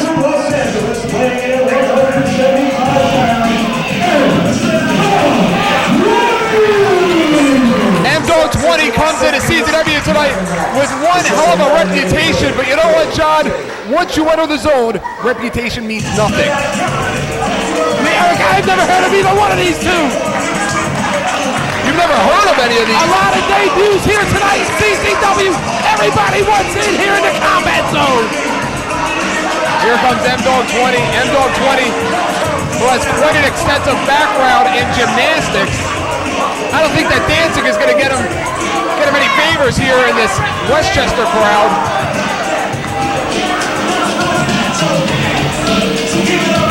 M-Dog 20 and Josh Prohibition, who have traveled here tonight from the Ohio region, all for the opportunity to be a part of the upcoming junior tournament.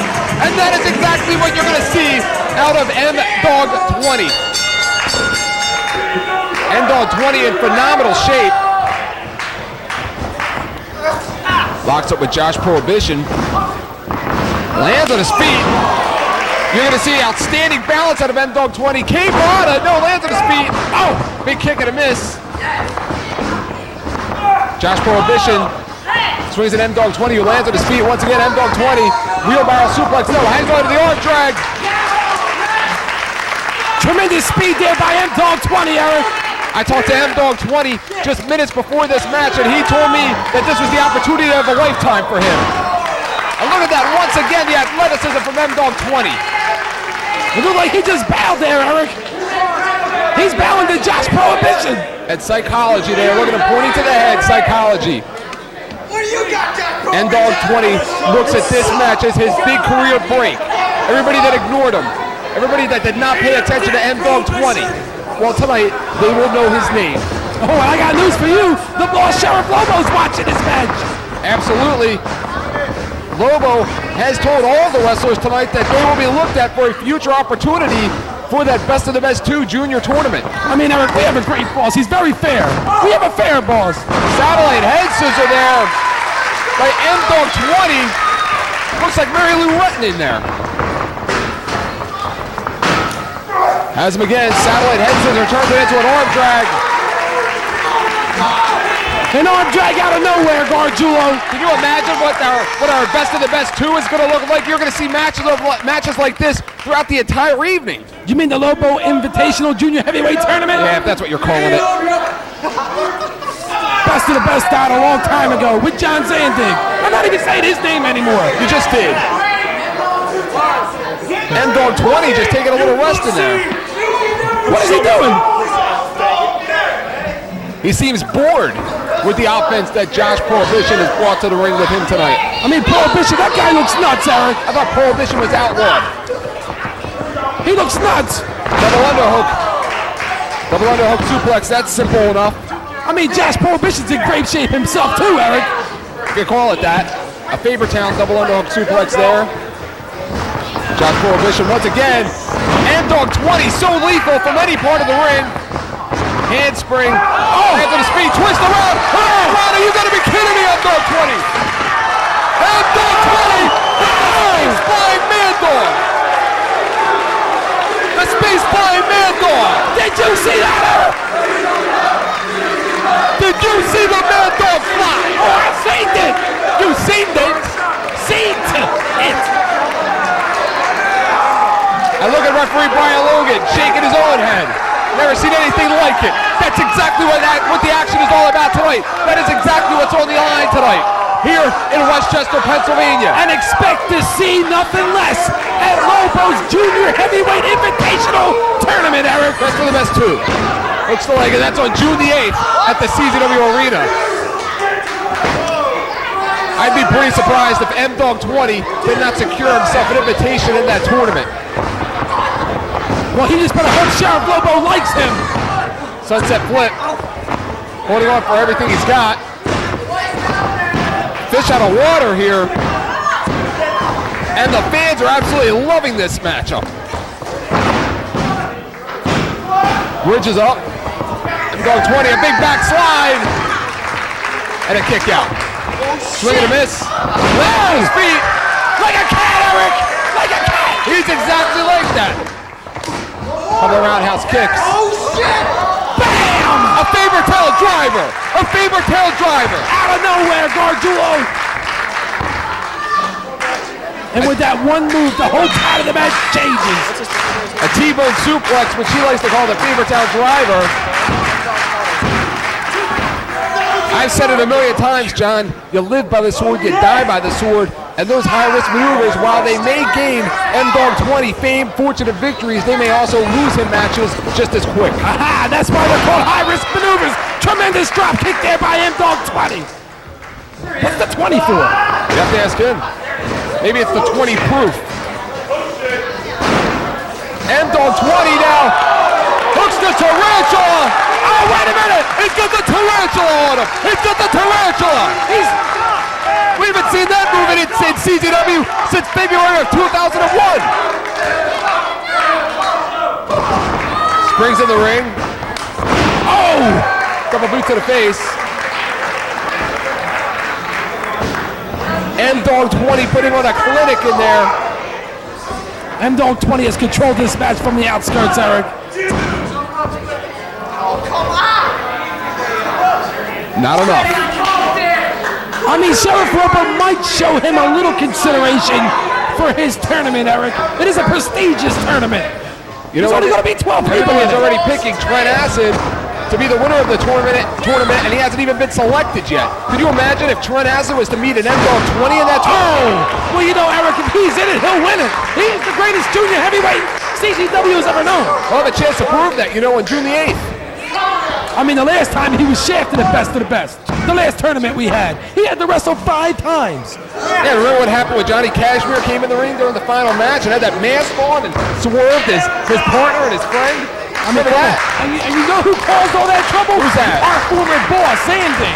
Please. Pressing him up in the air. He's offering him out to the audience. No!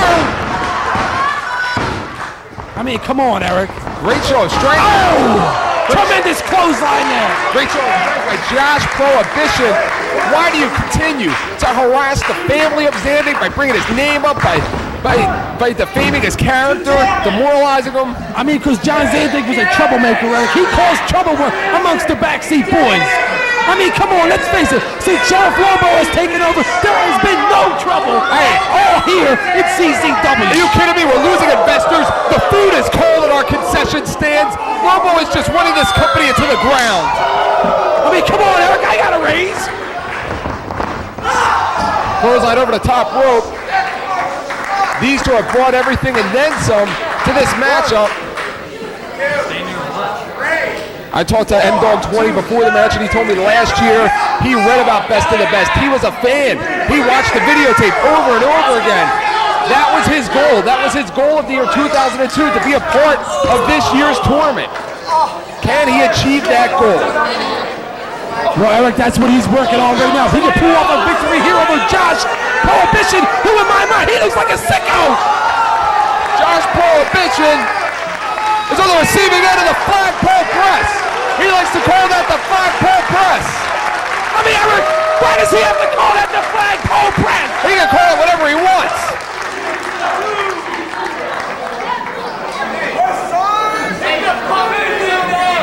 If you're Josh Prohibition, you have to watch out from that death from above. From M-Dog 20.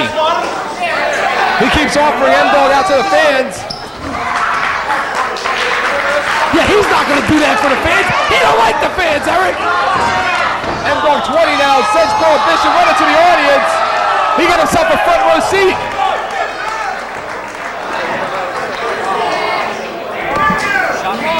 That was a sucker cheap shot there by your M-Dog 20, Eric. M-Dog 20 getting the fans behind him. The handspring up and over. Oh my God, did you see that? Of course I saw him. Where did I go?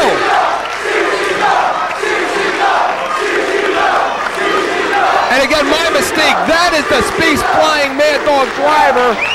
I miscalled the move earlier.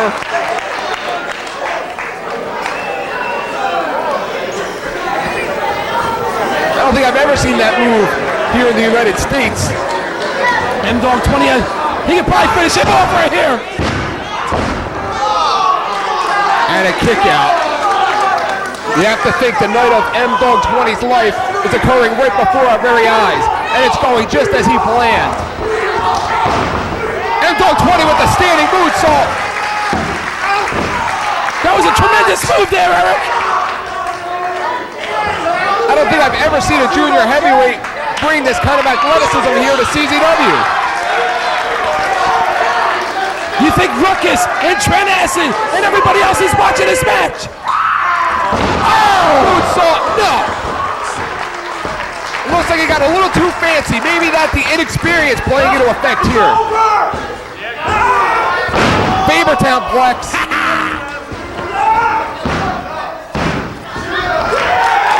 I think Josh Prohibition's trying to break M-Dog's 20's neck, Eric. He knows if he breaks his neck, he can't do those fancy moves anymore. Josh Prohibition right now just hanging on, looking to survive. His best bet would be to work on the knee or work on one of the legs of M-Dog 20. M-Dog 20 up. Again, quick as a cat. He said no! Tornado DDT.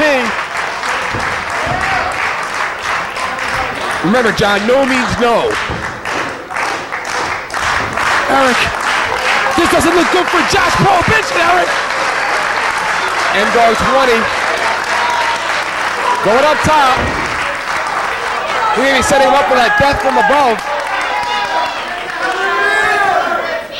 Whoa! He went for a shooting star press, not enough. Josh Prohibition could not hold on. Again, power bomb. Oh, the DDT. He spiked him with that DDT, Eric. Right in the center of the ring.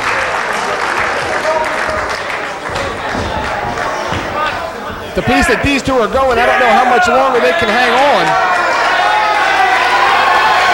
What's he doing? They're going to set him up now for that death from above. Oh! Death from above. That's it. Death from above nails it.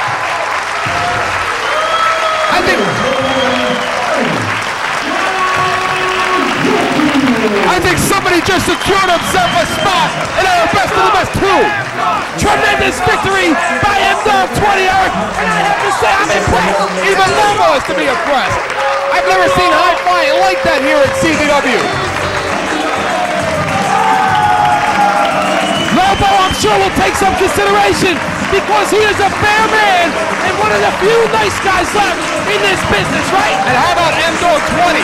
This is first night in at CZW getting a standing ovation from this hard-to-please crowd. Maybe the hardest crowd to please in professional wrestling, giving this kid a standing O. Stand up, John.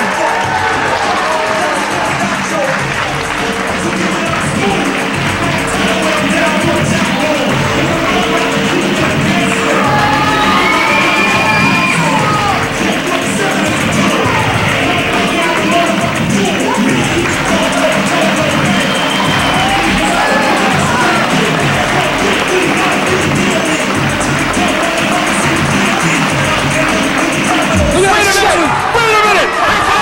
Two boys! Yes! What is their problem? What's the matter? They outshine tonight?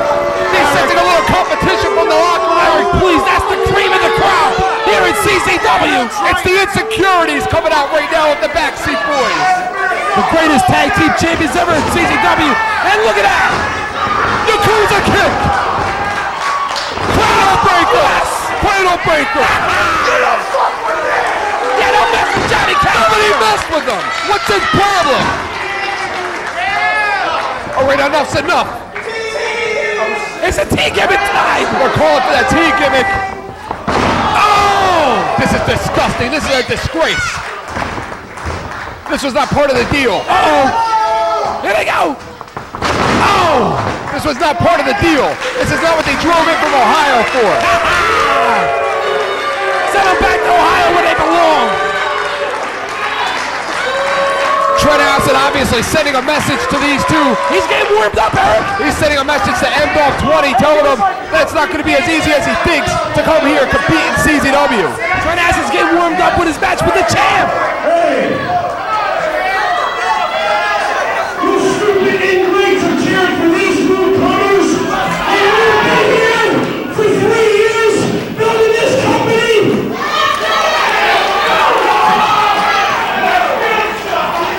If it wasn't for us, they wouldn't be here! Oh, he's right, Eric, he's right. What does he want? Somebody to send the flowers? He's right. Hey, welcome to CZW, folks! Talk about two paranoid, schizophrenic, insecure wrestlers. Insecure, they just handle their business. Makes me sick. Makes me damn sick.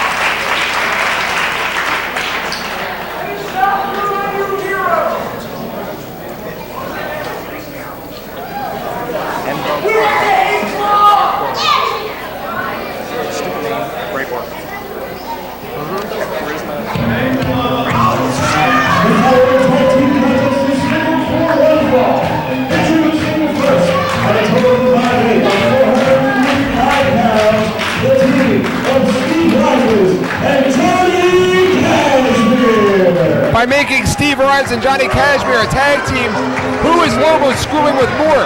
Johnny Cashmere and Trent Acid, or Steve Rives and Justice Payne? Uh-oh, what happened? I don't know, I'm not running sound. Wait a minute, here comes Lobo. It's the boss, Eric. Call him boss, that's his name. Hasn't he had His name enough is time on Boss. like tonight? It is my honor and my privilege to announce to you a true champion in CZW. A CZW Iron Man champion, Adam Flash! What's this about?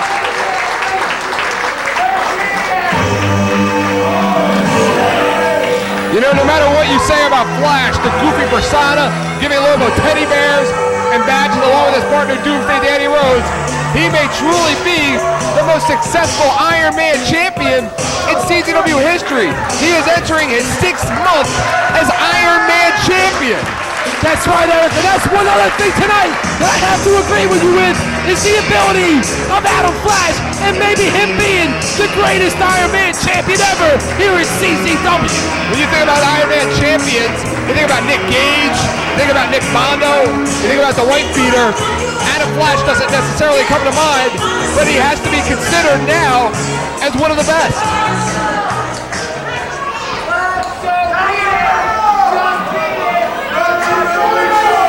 What a matchup this is going to be.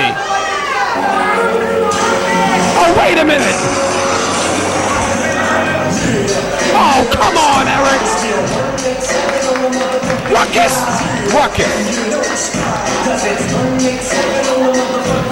Well, I guess Sheriff Lobo's a fair man, Eric. Even though Ruckus cheated on his application of being a junior heavyweight, look at him. He gives him an Iron Man title shot. You know, all those fancy flips, all those moonsaults, the different variations, all of that agility really does not mean a whole hell of a lot when he enters the Iron Man division, which is what he is doing here tonight. Yes, he can flip with the best of them. Yes, he can fly with the best of them. But can he swing a chair? Can he get hardcore? Can he brawl? Can he do what it takes? Can he fight? Can he purely fight without a flash? Oh, I just had a thought. I just had a for instance, Eric. This might be a punishment. Ready for your big title shot tonight? Pumped? You know, in June I know there's a little junior invitational coming up, and I know you participated last year, right? Big match. You know, my head might be off a little bit, but brother, you ain't no junior heavyweight. He never lost in the Lobo in the best of the best last year. Remember, he was never pinned. You look like 3 junior heavyweights. He should never been in best of the best. He's too fat. Oh, he's making fat jokes now at Lobo. I don't have you penciled in for the junior heavyweight tournament this year. But you win this match against my boy tonight, and you got yourself a spot in my junior heavyweight tournament. Wait a minute. That's a fair man, Eric. Wow, a whole lot more on the line. Another flash, not wasting any time. This is their very first singles meeting ever. They've met on several occasions in tag team matches and three-way dances.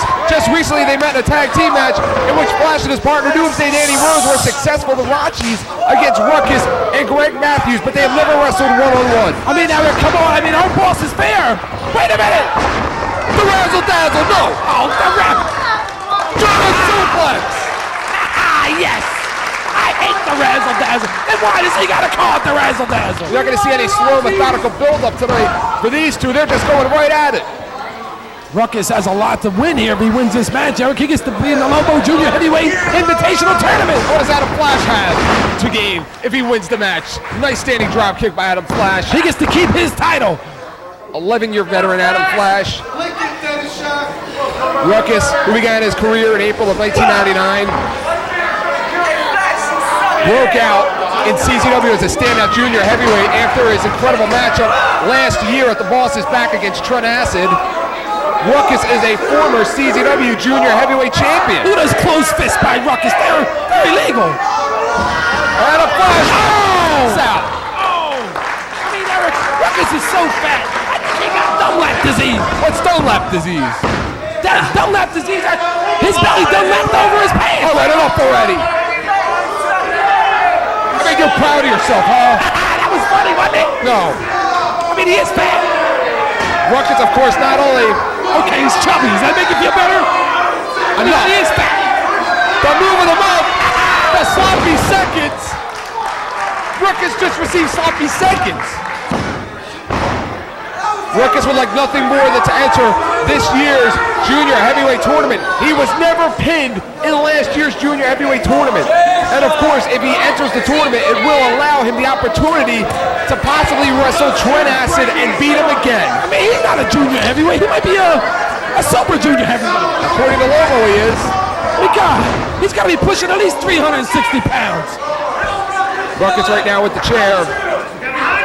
Over the head of the Iron Man champion. Adam Flash, who won that title at the Cage of Death 3, defeating both Nick Mondo and Burke in three-way competition. Adam Flash has had quite a challenge as of late from the Messiah. Out of the park, home run. I mean, Eric, this is an Iron Man title match, and chairs are legal. Anything goes. And how about the new dynamic that Lobo added before the match began, that if Ruckus wins, he will earn a spot in the junior tournament. Well, Eric, I mean, we both know Ruckus is genuinely not a junior heavyweight, correct? No. I mean, what do you mean no? Adam Flash now caught up in that tree. Look at him. Look, he's shifting his stomach. Poetic Ruckus. Oh! Poetic Ruckus. Oh! What's he trying to do? Rearrange the face of Adam Flash? Possibly, if that's what it takes to defeat the Iron Man champion. Something has to be done about Ruckus. One final complaint about Ruckus. Go ahead. Ruckus now. I mean, come on, Eric. You don't see his stomach hanging over his pants? No, I don't. I mean, come on. I mean, let me tell you something. I don't care how fat you are. If your stomach hangs over your pants, you're fat. You're an expert, aren't you? Hey, look at you. Yeah. Hey, look at you. Look at you. Your stomach hangs over your belt. I don't think you've seen your feet. I don't think you've seen your feet in 12 years. You pig. I'm chiseled, Eric. Yeah. Yeah. Chiseled like a block of Play-Doh. I'm dropped 47 pounds of steel. Well, I think you found it on the way to the building tonight. Oh, what's Ruckus doing? Adam Flash and Ruckus now. Taking it to the streets, more or less. And this has to be playing into the game of Adam Flash. Ruckus, of course, now outside of the ring. Adam Flash is the Iron Man champion, which means he is the best at brawling. He is the best at the fight outside of the ring. This has to be played. This has to be playing into the game of the Iron Man champion. I mean, the Iron Man champ's always at a disadvantage no matter where he is during his match because he can be pinned anywhere and lose that title. And Adam Flash is busted open. Adam Flash is busted open real bad. Ruckus just ran up the wall. Ruckus like Spider-Man over there. Like Spider-Man. Adam Flash. I mean, Flash is a bloody mess, Scarjulo. Absolutely. Looks like they may be headed this way in a hurry. Here comes the Iron Man champion now, who's on the receiving end of an ass kicking. Eric, they're coming over here. I want to call it. I think they're coming over here. The Iron Man champion right now is getting his ass kicked by the challenger. Eric, I think, no, there goes Fatso. Look, there you go. Ruckus now. You're lucky he didn't hear you. Taking Flash right into that steel fence. As if he's not bleeding enough, Eric. Ruckus has no problem getting hardcore. I mean, come on. Flash now, a desperate maneuver to keep his title. They're coming in. Oh! Big challenger back in the head of the challenger. The momentum of Flash even took him off his feet. Flash now directing traffic. I mean, he is the Iron Man champ. Chairs are going all over the place. Yes! Excuse me! Excuse me! Yes! You gotta be kidding me! Adam Flash just threw Ruckus outside of the window! You gotta be kidding me! My God! My God! Damn it! Damn him! Flash just threw out the trash! Damn him! The champ just threw out the trash! And if that wasn't enough, he has found another steel chair, stalking Ruckus. Ruckus now. I mean, Eric, this is terrible. Our champ is bleeding. Who knows how many feet he fell out there. Ruckus now inching himself back in here.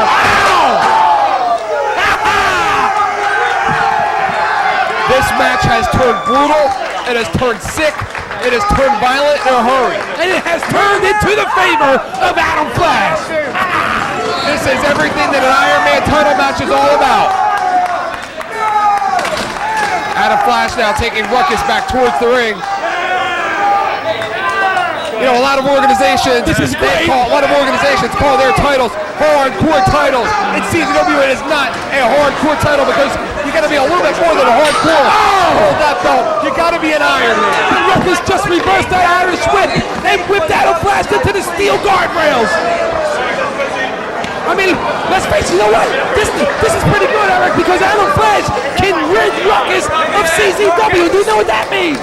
I think you mean he can rid CZW of Ruckus, but no more sweet, no more razzle-dazzle.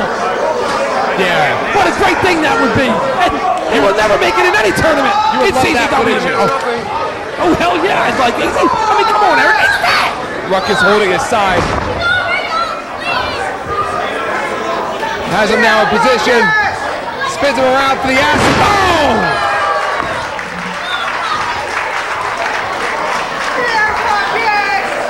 The ant-acid bomb, excuse me. Ruckus start press. 2 count. Ruckus can't believe it. Ruckus cannot believe that Adam Flash just kicked out of the Ruckus Star Press. Ruckus now going up top. Ruckus on the top rope. The 450. No! That might be it. No, it can't be. Look at the eyes of the champ. They're coming out of his head. What happened? Did Brian Logan stop the match? Did Brian Logan stop the match?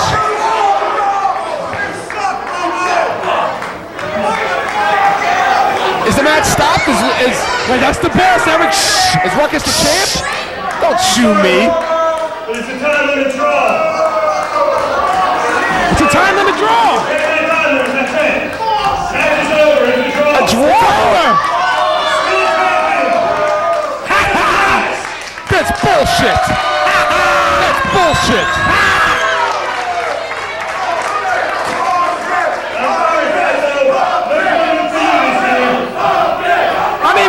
be disqualified anyway. He's going after Lobo. He better be careful. Lobo's a former heavyweight champion.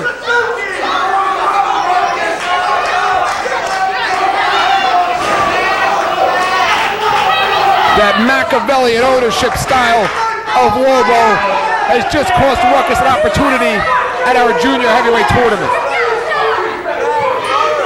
Disgusting. Absolutely disgusting.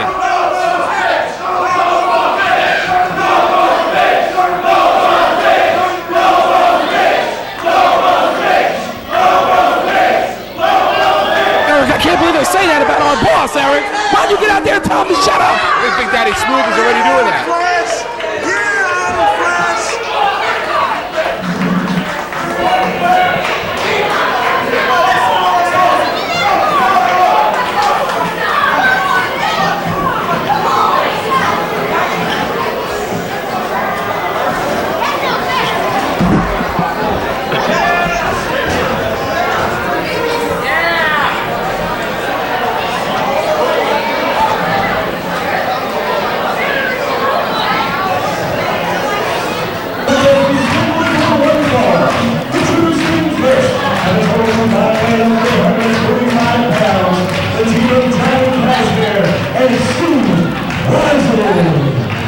And I'll state it again. Who is Lobo screwing with here? Is he screwing with the Backseat Boys by making Johnny Kashmere team with Steve Rives? Or is he screwing with Justice Payne by making Steve Rives team with Johnny Kashmere? Eric, the Backseat Boys, Justice Payne, and Steve Rives are a family, Eric. Why are you always trying to cause problems in the family? Oh, there's problems. I mean, in what better hands could Steve Rives be in than with Johnny Kashmere? And you said it yourself, he's the best tag team wrestler in the history of CZW. Look at Steve Rives. He's got the best body that a needle can produce. And of course, Johnny Kashmere feels real secure with Steve Rives behind him and a bat in his hand, I'm sure. Eric, Steve Rives spends 3.5 hours a day in the gym. And what are you talking about? You know what I'm talking about. Somebody give that man a urine test. I mean, when was the last time you were in the gym? Last time? When was the last time you were in the gym? Look at your body. You got the body of an 80-year-old retired lady. It's 2.5% body fat. 2.5? That's what kind of thermometer are you using? Are you looking at kilograms? You're jealous of the Backseat Boys, Justice Payne and Steve Rives. And I got news for you, they are not afraid of the Hate Club. Oh, they are afraid. Ain't no one afraid of the Hate Club. They lost to the Hate Club already. They lost the match to the Hate Club. And Nick Gage and Nate Hatred have been counting down the days to get their hands on Steve Rives after what happened just a few months ago in the CZW Arena. And don't forget, coming up May 11th, they're going to get their opportunity, the Hate Club, at the CZW Tag Team titles.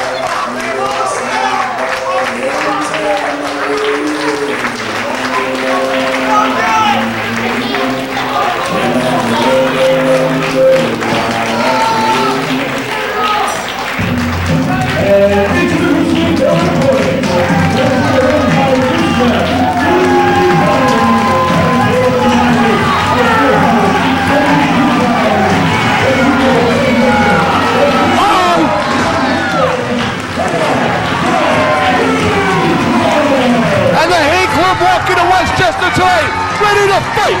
Look at the looks on their faces. I mean, Eric, that is 450 pounds of sheer uncontrollable anger.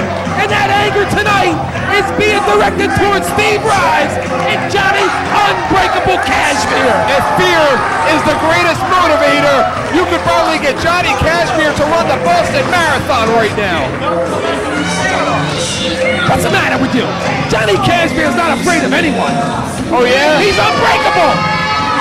I think I saw him broken in half just 2 weeks ago when he went off the ropes into the barbed wire board. And I got news for you, Johnny Kashmere is still injured. That's why he's wearing that shirt, Gordon. If he's still injured, that means he's not so unbreakable, stupid. Did you see his back, Eric? Yes. It's black and blue. There's gashes in it from the barbed wire. You don't give him a massage. That's why, you know, and it's a shame for the women here tonight in Westchester. They don't get to see his body because he's got to wear his shirt. Yeah, it's a crying shame. I mean, one thing I got to give to you, the Hate Club has been so dominant, and they're so powerful. And with Dewey Donovan there, control them, anything can happen. Who will be the first to enter the Lions' Den? Is it going to be Cashmere or is it going to be Rives? I think it's going to be Cashmere, Eric. Johnny Cashmere, of course, the master of psychology. You never know what he is thinking. Is he really that scared, or is he playing a mind game? I mean, Eric, he's a 4-time tag team champion. He has held those belts with more partners than anybody in our company. And it's going to be Steve Rives, and they're going to make it fun of Nick Gage. Remember the last time that these two were in the ring together? Nick Gage was handcuffed, and Steve Rives was beating the hell out of him with a chair. Nick Gage has been waiting for 60 days, Eric, to get his hands on Steve Rives. Nick Gage all over Steve Rives. Wait a minute. Who's the man, Eric? Nick Gage. Certainly not Steve Rives. Big elbow takes Rives off his feet. And a big clothesline. That's the power of Nick Gage, Eric. The Hate Club are just so powerful. I don't think there's any team in CZW that can come anywhere near matching power with the Hate Club. I don't think the Backseat Boys can. Johnny Cashmere and Steve Rives now taking liberties with Nick Gage. If you're a Backseat Boys fan, the saving grace you have is that Johnny Cashmere has held the tag team belts with more partners than anybody, which means he adapts to the style of his partner.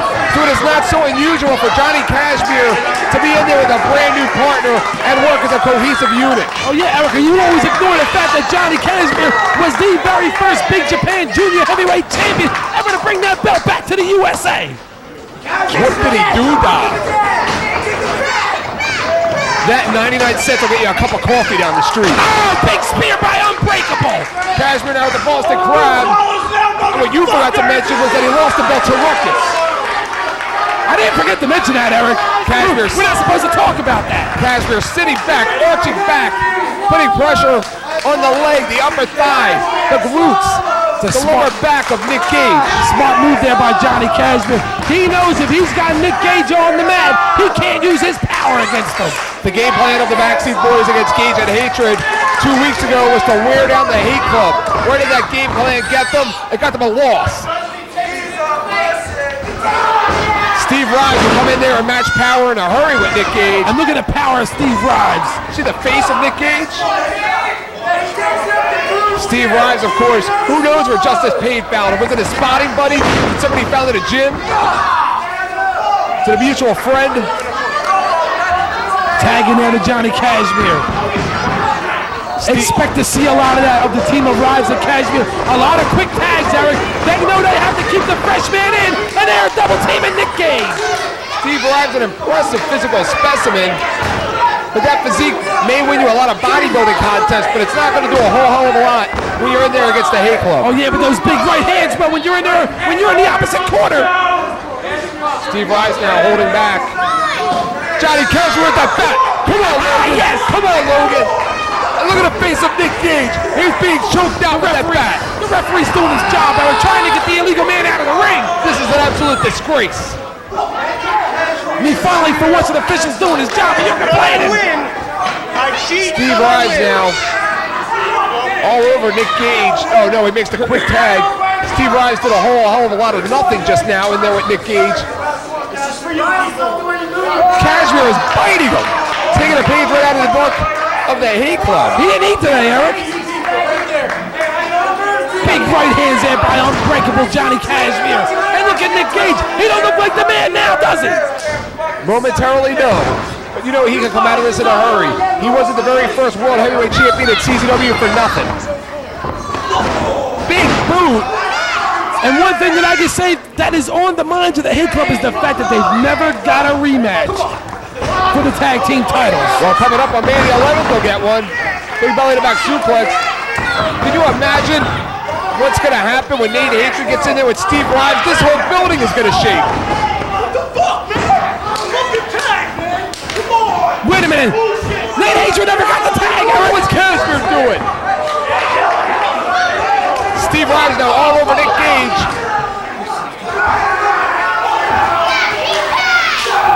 Johnny Cashmere has to be the captain of this tag team between him and Rives.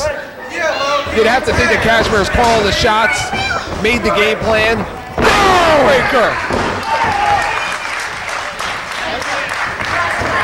That'll stop Rives in a hurry. Cashmere now on the receiving end of a sit-up face buster. Oh no! Big choke slam. And that 300-pound arm just took Cashmere over the top rope. No effect! No effect on Nate Hatred! And Hatred and Rives going at it toe-to-toe in the middle of the ring. Scoop slam. Big power slam there. Raw power by Nate Hatred. Steve Rives may intimidate a lot of his opponents with his size, but Nate Hatred is not a guy that's going to get intimidated. He actually called out the wife beater when he entered CZW. And he defeated the wife beater for the Iron Man title, Eric. He sure did. This is going to be great on May 11th. Look at that decapitating clothesline. Eddie Valentine's going to pay for putting his hands on me. Here comes the foot. Here comes the boot. Nobody does it better in this business than hardcore Nick Gage. Nick Gage trying to rip the face off of Steve Rives. Nick Gage almost entranced at this point. Nick Gage up top. What's he gonna do here? Nate Hatred is setting up a table on the other side of the ring. Nick Gage felt the effects from that superplex as well as Steve Rives. Johnny Cashmere, the fresh man. Bulldog! Right on top of the table. That's how you do a bulldog, Eric. Oh, is that how? Textbook bulldog there. Easy for you to say. When was the last time you did it? I'm not a wrestler, idiot. I'm an announcer. What are you? You look like an announcer too, fatso. What are you? Look at you. You look like you just fell out of the ugly tree and hit every branch on the way down. What's that on your face? A chia pet? At least I have girlfriends. A lot of them. Whoa, wow!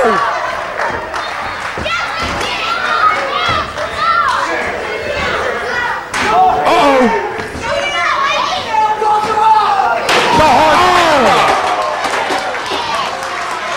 What's he trying to do? Eric, that's Johnny Cashmere. I know. Nate Hatred now choking Steve Rives on the ropes, not allowing Rives the opportunity to get back into the ring. Nick Gage looks like he's going to climb up top. Maybe going to try and nail a frog splash. Gage in the opposite corner. He's going up. I mean, this Nate Hatred's nuts. And so is Nick Gage. Nate Hatred right now has him in position for a powerbomb. Almost knocked his own partner out in the process.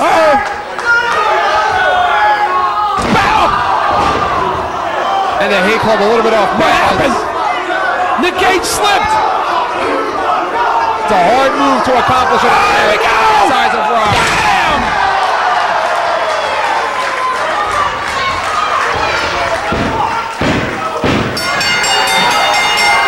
And that's it. The Hate Club makes short work out of Steve Rives and Johnny Cashmere. Nick Gage is going nuts, Eric. I don't know about Nick Gage, but Nate Hatred sure is.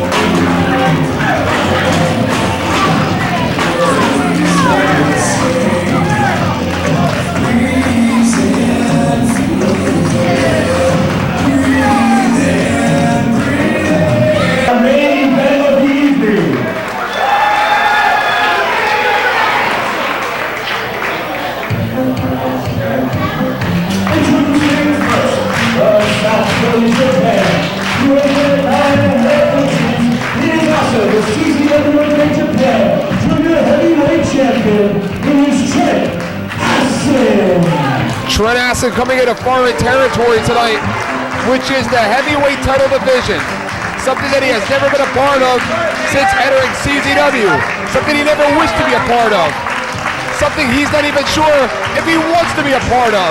But Lobo made the match, and Trent Acid will seize the opportunity tonight against Justice Pain. What are you talking about? This is the moment that that man has been waiting for all his life.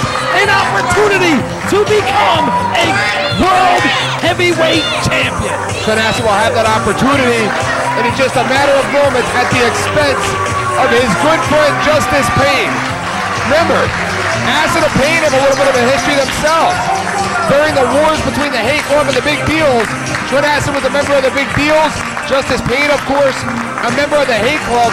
They have wrestled in tag team matches, but never in a singles contest. This is for all the marbles, Eric. This is for the world heavyweight title. He's already got 2 belts. Trent Acid, of course, not exactly on a win streak as of late, losing the World Tag Team titles with Johnny Kashmere to BD. He has been forced by Lobo as of late to defend the Junior Heavyweight Championships on every show, regardless if he is scheduled for a tag team match or not. I mean, Eric, I love our boss, but that's not fair.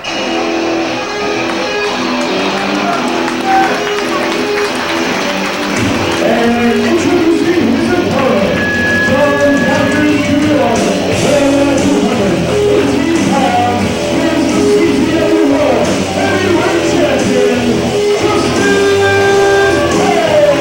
Justice Pain is closing in on 1 year as World Heavyweight Champion. He made it through the month of February, which last year he was unable to do with that World Heavyweight Championship belt. He is a challenger coming from all different directions. Jerry Lynn, the Messiah, the Wife Beater, Nick Mondo, and every single time that the belt has been on the line, Justice Pain has come up huge. Eric, he's the champion, you're right. He's beating everybody, but one man he has never beaten, and that is one of his best friends, standing directly across from him in that ring, Trent Acid. Everybody at CZW knows that Justice Pain has no friends. The only friend that Justice Pain has is that World Heavyweight Championship belt that he has around his waist. He will sacrifice anybody and anything. He would sell out his own mother if it would help him keep the CZW World title. And it is on, Eric. How is this one going to start? Is it going to be brutal? Is it going to be fast-paced? Is it going to be technical? Who is going to be the first to be the aggressor in this matchup? Well, Eric, I mean, you have to look at the size advantage. They're both about the same in height. Justice Pain bigger. He's much stronger. He has the advantage in the strength department. Speed would have to go to Trent Acid.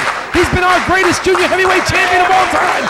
But Justice Pain was the very first junior heavyweight champion. And Justice Pain now taking liberties with Trent Acid, telling him, hey friend, our friendship remains in the locker room. They left their friendship in the locker room. Well, Justice Pain did anyway. The belt is on the line. It's a totally different ballgame for the World Heavyweight Champion. Telling him, forget these people.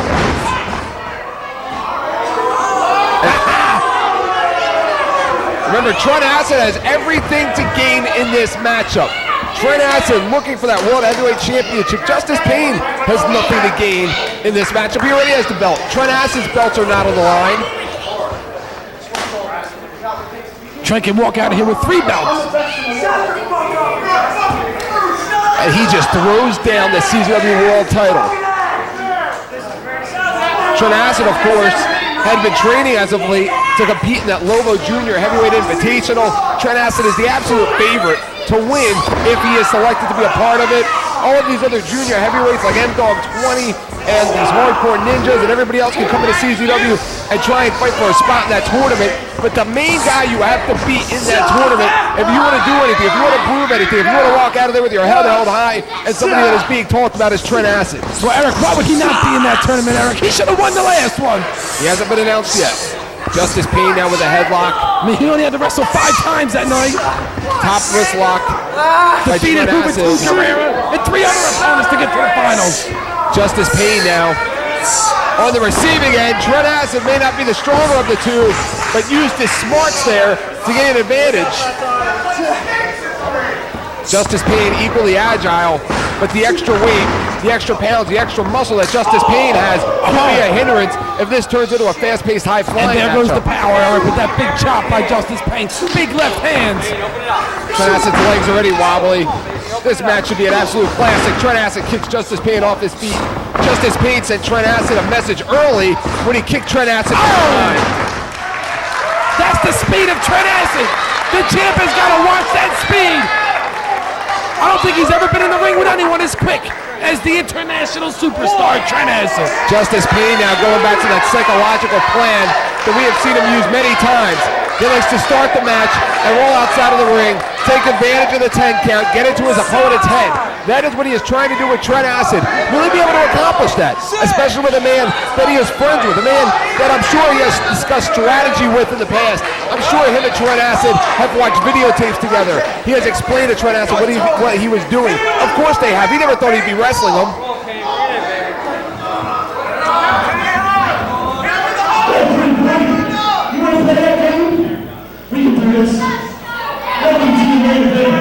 Oh, he said, welcome to the main event. Justice Payne showing the obvious disrespect he has for Trent Acid. He has never had that respect all along. And Trent Acid now using the same kind of psychology that the World Heavyweight Champion That's uses. right, Eric. You want to talk about master of psychology? They're both masters of psychology, but can they psych each other out? That is the question. Trent Acid trying to get into the head of Justice Payne. Justice Payne, some felt as of late, was maybe slipping. Maybe he felt too confident. Maybe he wasn't taking his competition seriously. Maybe this match with Trent Acid is what he needed in order to get hungry again. How hungry can you be when you've had so many successful title defenses as World Heavyweight Champion? I mean, come on, Eric. He's beating everybody. You said it, Jerry Lynn, John Zante, Tajiri, you name it. Well, it never beat Jerry Lynn, but of course, you wouldn't know that because you don't do your homework. That was a non-title match. Jerry Lynn did pin him, but when the belt is on the line, he has pinned all of his challengers. Eric, it never happened, Eric. You didn't hear what the champ said? He didn't lose that match. Trent Acid right now looks to be getting the fans behind him. Trent Acid may be a junior heavyweight, but he is not that far behind Justice Payne as far as the body goes, as far as the weight goes, as far as the muscles go. Trent Acid is in tremendous shape. He's in tremendous shape. That's because he's used to walking around with 3 belts, Eric. Maybe so. He's used to walking around with 2 these days. How do you think you get abs like that? Justice Payne now the obvious aggressor in this matchup. Justice Payne looks to be the more hungry of the two. Trent Acid seems to be more reserved, seems to be more sticking to a game plan in here. Trent Acid now reverses. Trent Acid down. Justice Payne over. For the back schoolboy. That might be it. I mean, Eric, you know, Trent Acid may be the big Japan CZW Junior Heavyweight Champion, but Justice Payne was once Junior Heavyweight Champion. Trent Acid now kicks Justice Payne off as Justice Payne looked like maybe he was going for a dragon suplex, both trading roundhouse kicks. Trent Acid now puts the leg up, reversal, lands on his back. Justice Payne has done his homework on Trent Acid. He knew how to counter that. Big power bomb. Well, I mean, they are family, Eric. They know each other. They know each other's every move.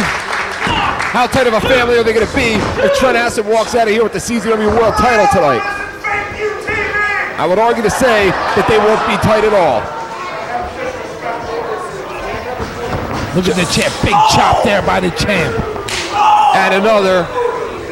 The challenger fighting back. And fighting back again.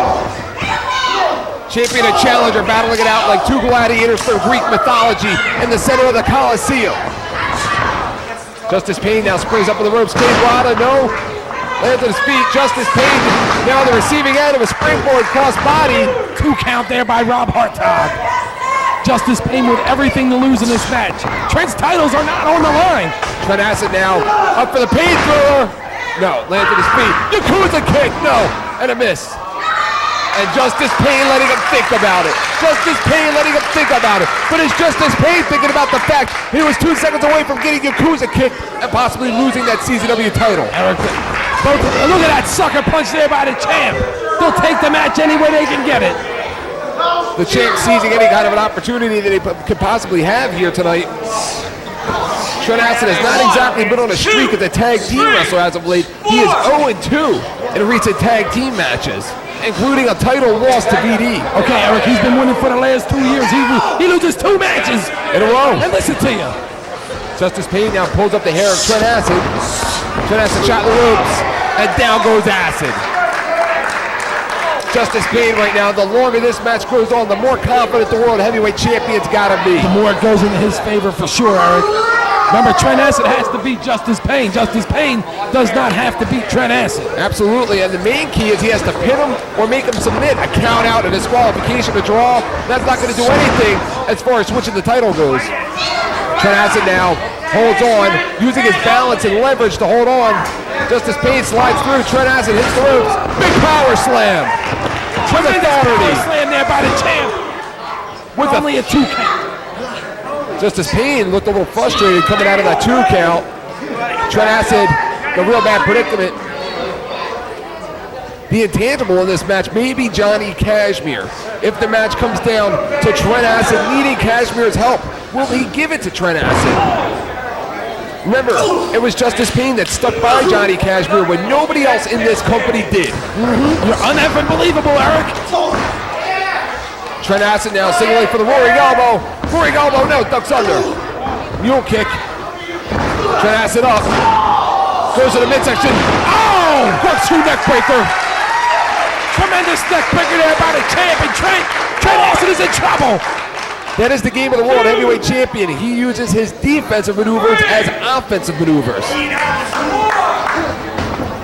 But again, what would happen if the match came down to either Justice Pain or Trent Acid, who would need the help of Johnny Kashmere? Of course, Johnny Kashmere aided Justice Pain in defeating the wife beater for the World Heavyweight Championship. Johnny Kashmere has aided Trent Acid. I mean, they are the backseat boys. Absolutely. The comic atomic by Justice Pain, a move taken out of the arsenal of Johnny Kashmere. All he needs to do is hook those legs like Kashmere does. This a version of that comic atomic. Trent Acid in trouble here, Eric. The champ keeps Trent on the ground. He takes away those high-risk aerial maneuvers. A dragon sleeper, a move made famous by Tatsumi Fujinami from Japan. Justice Pain doing it maybe just a little bit better, as he has Trent Acid in a lot of trouble here. I've never seen Trent Acid give up, but there's a first time for everything. Sits back, rolls through with the head scissor. And look, he's hanging on, Eric. He's hanging on to that head scissor. Trent Acid's body being put in all different kinds of directions. Justice Pain stretching Trent Acid out like a day in a Japanese dojo. The World Heavyweight Champion now back to his feet. Again, the longer this match goes on, the more it is in the favor of Justice Pain. Trent Acid, on the other hand, also likes to have the lengthy matches. What's his problem? What's his problem? He's sick and tired of playing around, Eric. Maybe a sign of frustration from the World Heavyweight Champion. This match an absolute classic. Everybody in the locker room has been talking all night about what was going to happen in this match. I saw wrestlers in the corner making side bets, taking wagers on who would win this matchup. That guy Pete Rose doesn't wrestle here. Justice Pain now Trent's in trouble, Eric. Justice Pain has been in control for the majority of this matchup. Trent Acid has had not much of an offense. Vertical suplex. Trent Acid lands on his feet. Oh! Right to the back of that chair. That shoulder got a piece of that chair. He may have dislocated his shoulder with that one. Trent Acid is the kind of wrestler that once he warms up, he can end the match very quickly. Do not want to let Trent Acid gain any kind of momentum. Trent Acid leaps over. Moonsault on the back of Justice Pain. Unorthodox, to say the least. Once Trent Acid gets going, it's a little here, a little there, but once he gets going, it builds that momentum. You can hardly stop him. I mean, Eric, Trent Acid does want to become the heavyweight champion. Trent Acid, the striker. Justice Pain, the grappler. The Yakuza kick versus the pain thrower. Justice Pain, the ace of our company. Some say that Trent Acid is ready to take that spot. Ready to move into position as the franchise player here, the ace of CZW. Does Trent Acid think he can do that? We will find out. Big kicks there by Trent Acid. Roaring elbow. Off his feet goes the World Heavyweight Champion. Trent Acid looking for approval from the crowd. Looking to use the Fan reaction is a fuel for his momentum. And Melody springs up quick like a cat. Missile drop kick. Oh. The champ never even seen it coming. Trent Acid now springs up top once again. Changes direction with that splash. The thing about Trent Acid as well, unlike Justice Payne's challengers, Trent Acid knows exactly what it's all about to be involved in a title matchup. Trent Acid knows exactly what it is all about to successfully hold on or to beat somebody for that title. A lot of these wrestlers get in there with Justice Payne and they're taken back. They're in awe of being a part of a title matchup. Trent Acid, not the case. Trent Acid is a proud champion, Eric. And so is Justice Payne. They may end up killing each other here tonight. Trent Acid now and Justice Payne both take each other over the top to the floor, the hardwood floor. Anything can happen out here. Both wrestlers will not reserve any right to take this battle to the floor, will not reserve any right to battle throughout the crowd. I mean, Eric, this is about the World Heavyweight title. That belt means more to Justice Payne than life itself. He's addicted to the belt. The belt is an addiction for him. You ever try and take a needle away from a drug addict? It's just not going to happen. Trent Acid now says he's going up top. Again, Trent Acid was once a fan favorite of this company. It looks like he's going back to those roots. Eric, he may have wasted too much time. And Justice Payne capitalized on Trent Acid. Trent Acid now. Uh-oh, he slipped. Justice Payne quick to seize that opportunity. Pulls Trent Acid off the top. Justice Payne now. Uh-oh. From side to side. Oh! Did you hear that thump, Eric? Absolutely, a big plancha over the top rope by Justice Payne takes out the current holder of the Big Japan and CZW World Junior Heavyweight Championship. Trent Acid, the most dominant junior heavyweight in the game right now. Again, with our junior heavyweight tournament around the corner. We're going to talk about guys like M-Dog 20. Maybe Ruckus getting in, maybe Ruckus not getting in. Already announced Super Dragon and B-Boy. You can forget about those guys because Trent Acid is the one to look out for. Oh, so you admit it, Gargiulo. He is the greatest junior heavyweight in CZW. I've been saying that all night. Could you imagine if Trent Acid was to walk into the building that night with the World Heavyweight Championship belt around his waist? That would be amazing. He'd be back up to 3. Justice Payne now as Trent Acid right into that guardrail, that unforgiving guardrail. There's just pure steel out there. Those guardrails weigh 75 pounds apiece. Absolutely. Trent Acid now grasping for any kind of an opportunity. Oh! Swinging DDT! Swinging DDT on the hardwood floor. No matter what we thought about Trent Acid taking this opportunity lightly, that is not the case. It looks like he is throwing everything he could possibly have at the World Heavyweight Champion. He's doing everything he can. He wants to be the World Heavyweight Champion. We talked about the longer this match goes on, the more it is in the favor of Justice Payne, but you also have to think about the more this match goes on, Trent Acid realizes he can hang in there with the World Heavyweight Champion. He gets a little bit of a taste of what it feels like to be a World Champion, to be a part of the main event, to be a part of the World Heavyweight Championship match. As a Junior Heavyweight Champion, you are always the semi-main event. You are never the main event. Tonight, he sniffs, he gets that main event. That's what the champ said. Welcome to the main event. Oh! Bam! Trent Acid with that tumbleweed. No, not enough. Wait a minute. It is. After using that tumbleweed on top of a chair, what more is it going to take to defeat the World Heavyweight Champion? Eric, that title means more to him than life itself. He'll do anything to hang on to that title. The World Heavyweight Champion right now grasping at straws. Justice Payne right now in a bad, bad way. Barely hanging on. Eric, he's the champ. He is holding on, Eric. He's hanging on to anything he can hang on to. This is an absolute classic. This is absolutely everything a world title match should be about. challenger and champion, battling it out with everything they possibly have. Using moves that we've never seen before. It's doing things that they never thought they could do before in order to become World Heavyweight Champion. It's gut check time, Gargiulo, and it looks like Trent's gonna do something drastic. He wants to end this match. And Justice Pain maybe playing a little bit of possum there. He got a second wind. Trent Acid now really slow in following the World Heavyweight Champion and following up. Remember, that table is set up. Trent Acid and Justice Pain did wrestle each other once before in a tag team match in a barbed wire board death match in Smyrna, Delaware. Justice Pain unable to hold on, and it was the team of Justice Pain and Johnny Kashmere who was victorious over Trent Acid and his partner Zandig in that barbed wire board match. Big kick there by the champ. Justice Pain up top, looking for that blockbuster.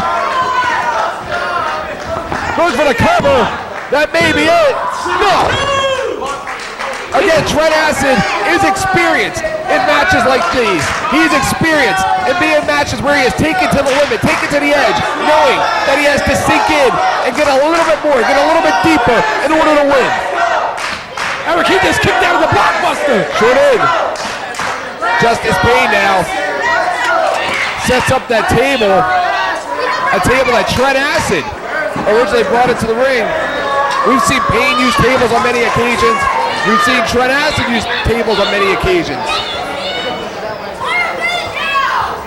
What's he doing, Eric? Justice Pain now the boot to the back of Trent Acid. These two putting on a clinic. All of the young wrestlers out there should be watching this matchup right now, knowing what a world title match is all about, knowing that they could be a part of this someday. Trent Acid with the reversal, Justice Pain with the reversal, and another. Trent Acid up and over, lands on his feet. Oh! Big clothesline to the back. Has him set up for the Blue Thunder driver. A Blue Thunder driver through the table. That's it. We have a new world champion. That's it. Damn it.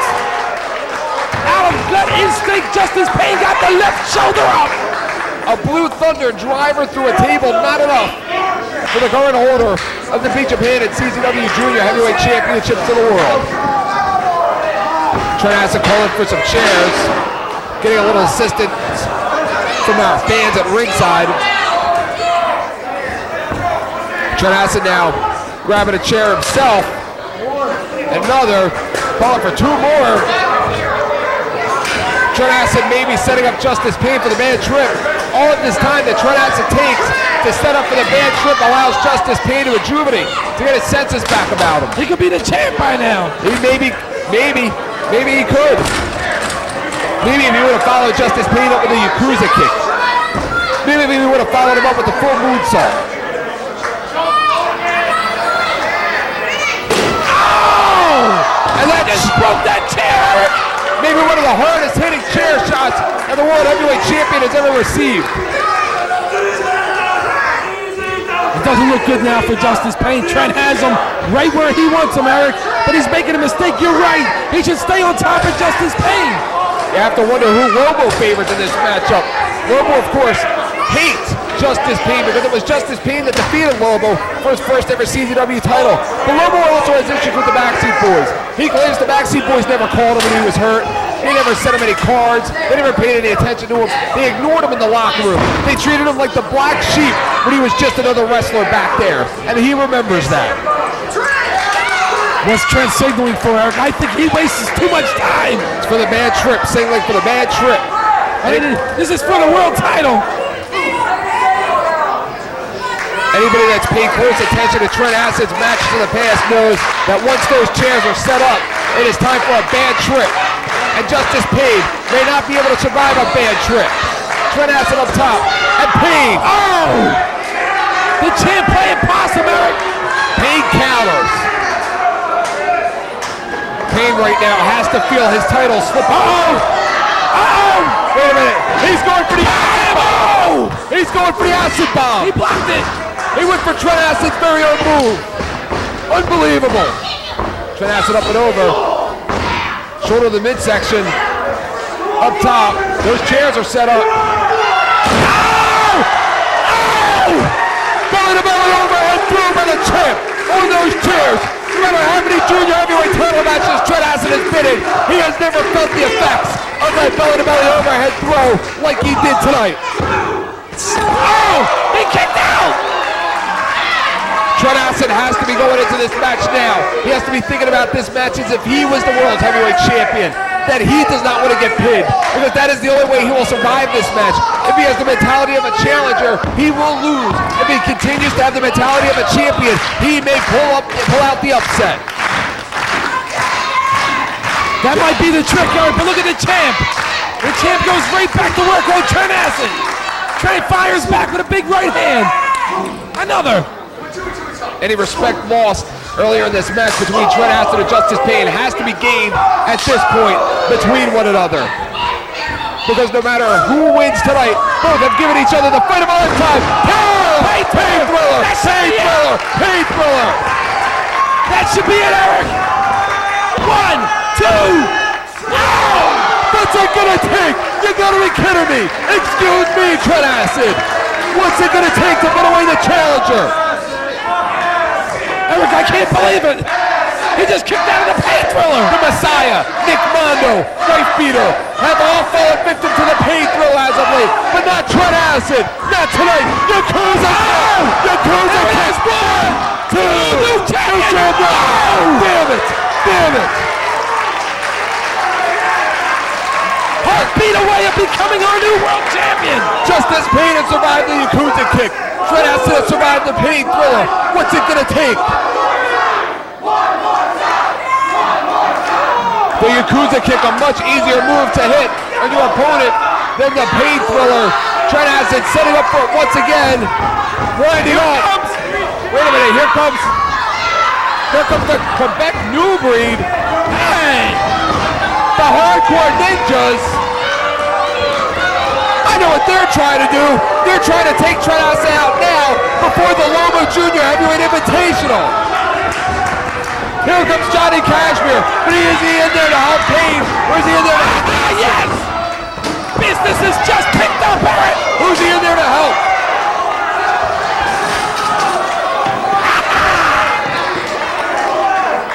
Wait a minute! Watch Cashmere, is he gonna nail Pain with that bat? Uh-oh. Eric, what's happened? What's happened is these junior heavyweights have attacked Trent Acid. They know he is the strength. They know he is the #1 seed in that junior tournament. First of all, shut the hell up when he talks. Yeah, shut up when he Who talks! the hell do you kids think you are coming in to CZW? Yeah! We have men in the ring wrestling 5-star matches. Get the hell out now! Get out! I don't think we'll see them again, Eric. Maybe not. I can guarantee it.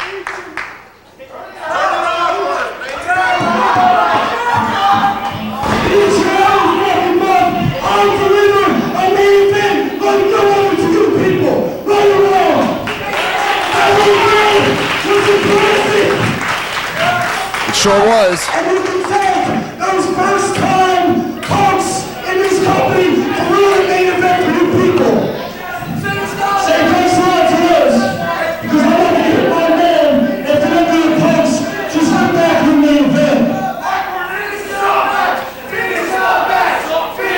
Is that respect for Trent Acid, or is this just an easy way out?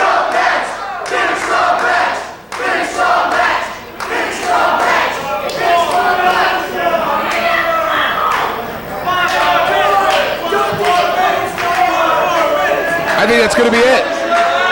Eric, I can't believe this. Justice Pain kicks out of the Yakuza kicks. Vicious? You want to see this?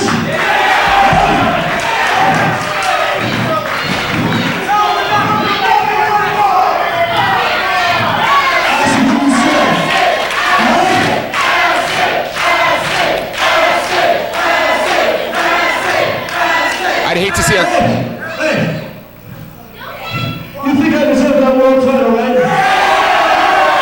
I'd hate to see that classic match end like this. You want me to finish this match? No, I can't hear you.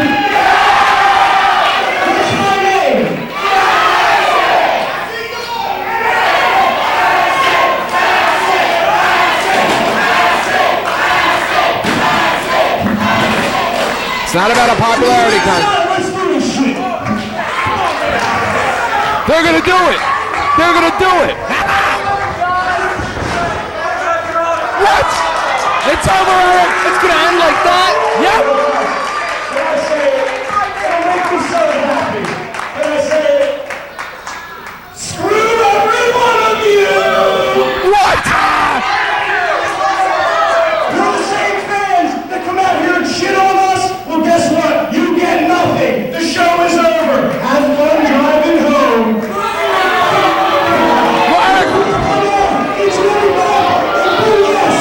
You want to boo us? Let's go. We get to boo you people. Have a nice drive. Have a nice drive. I hope these champions are proud of themselves. They're leaving. I hope they are.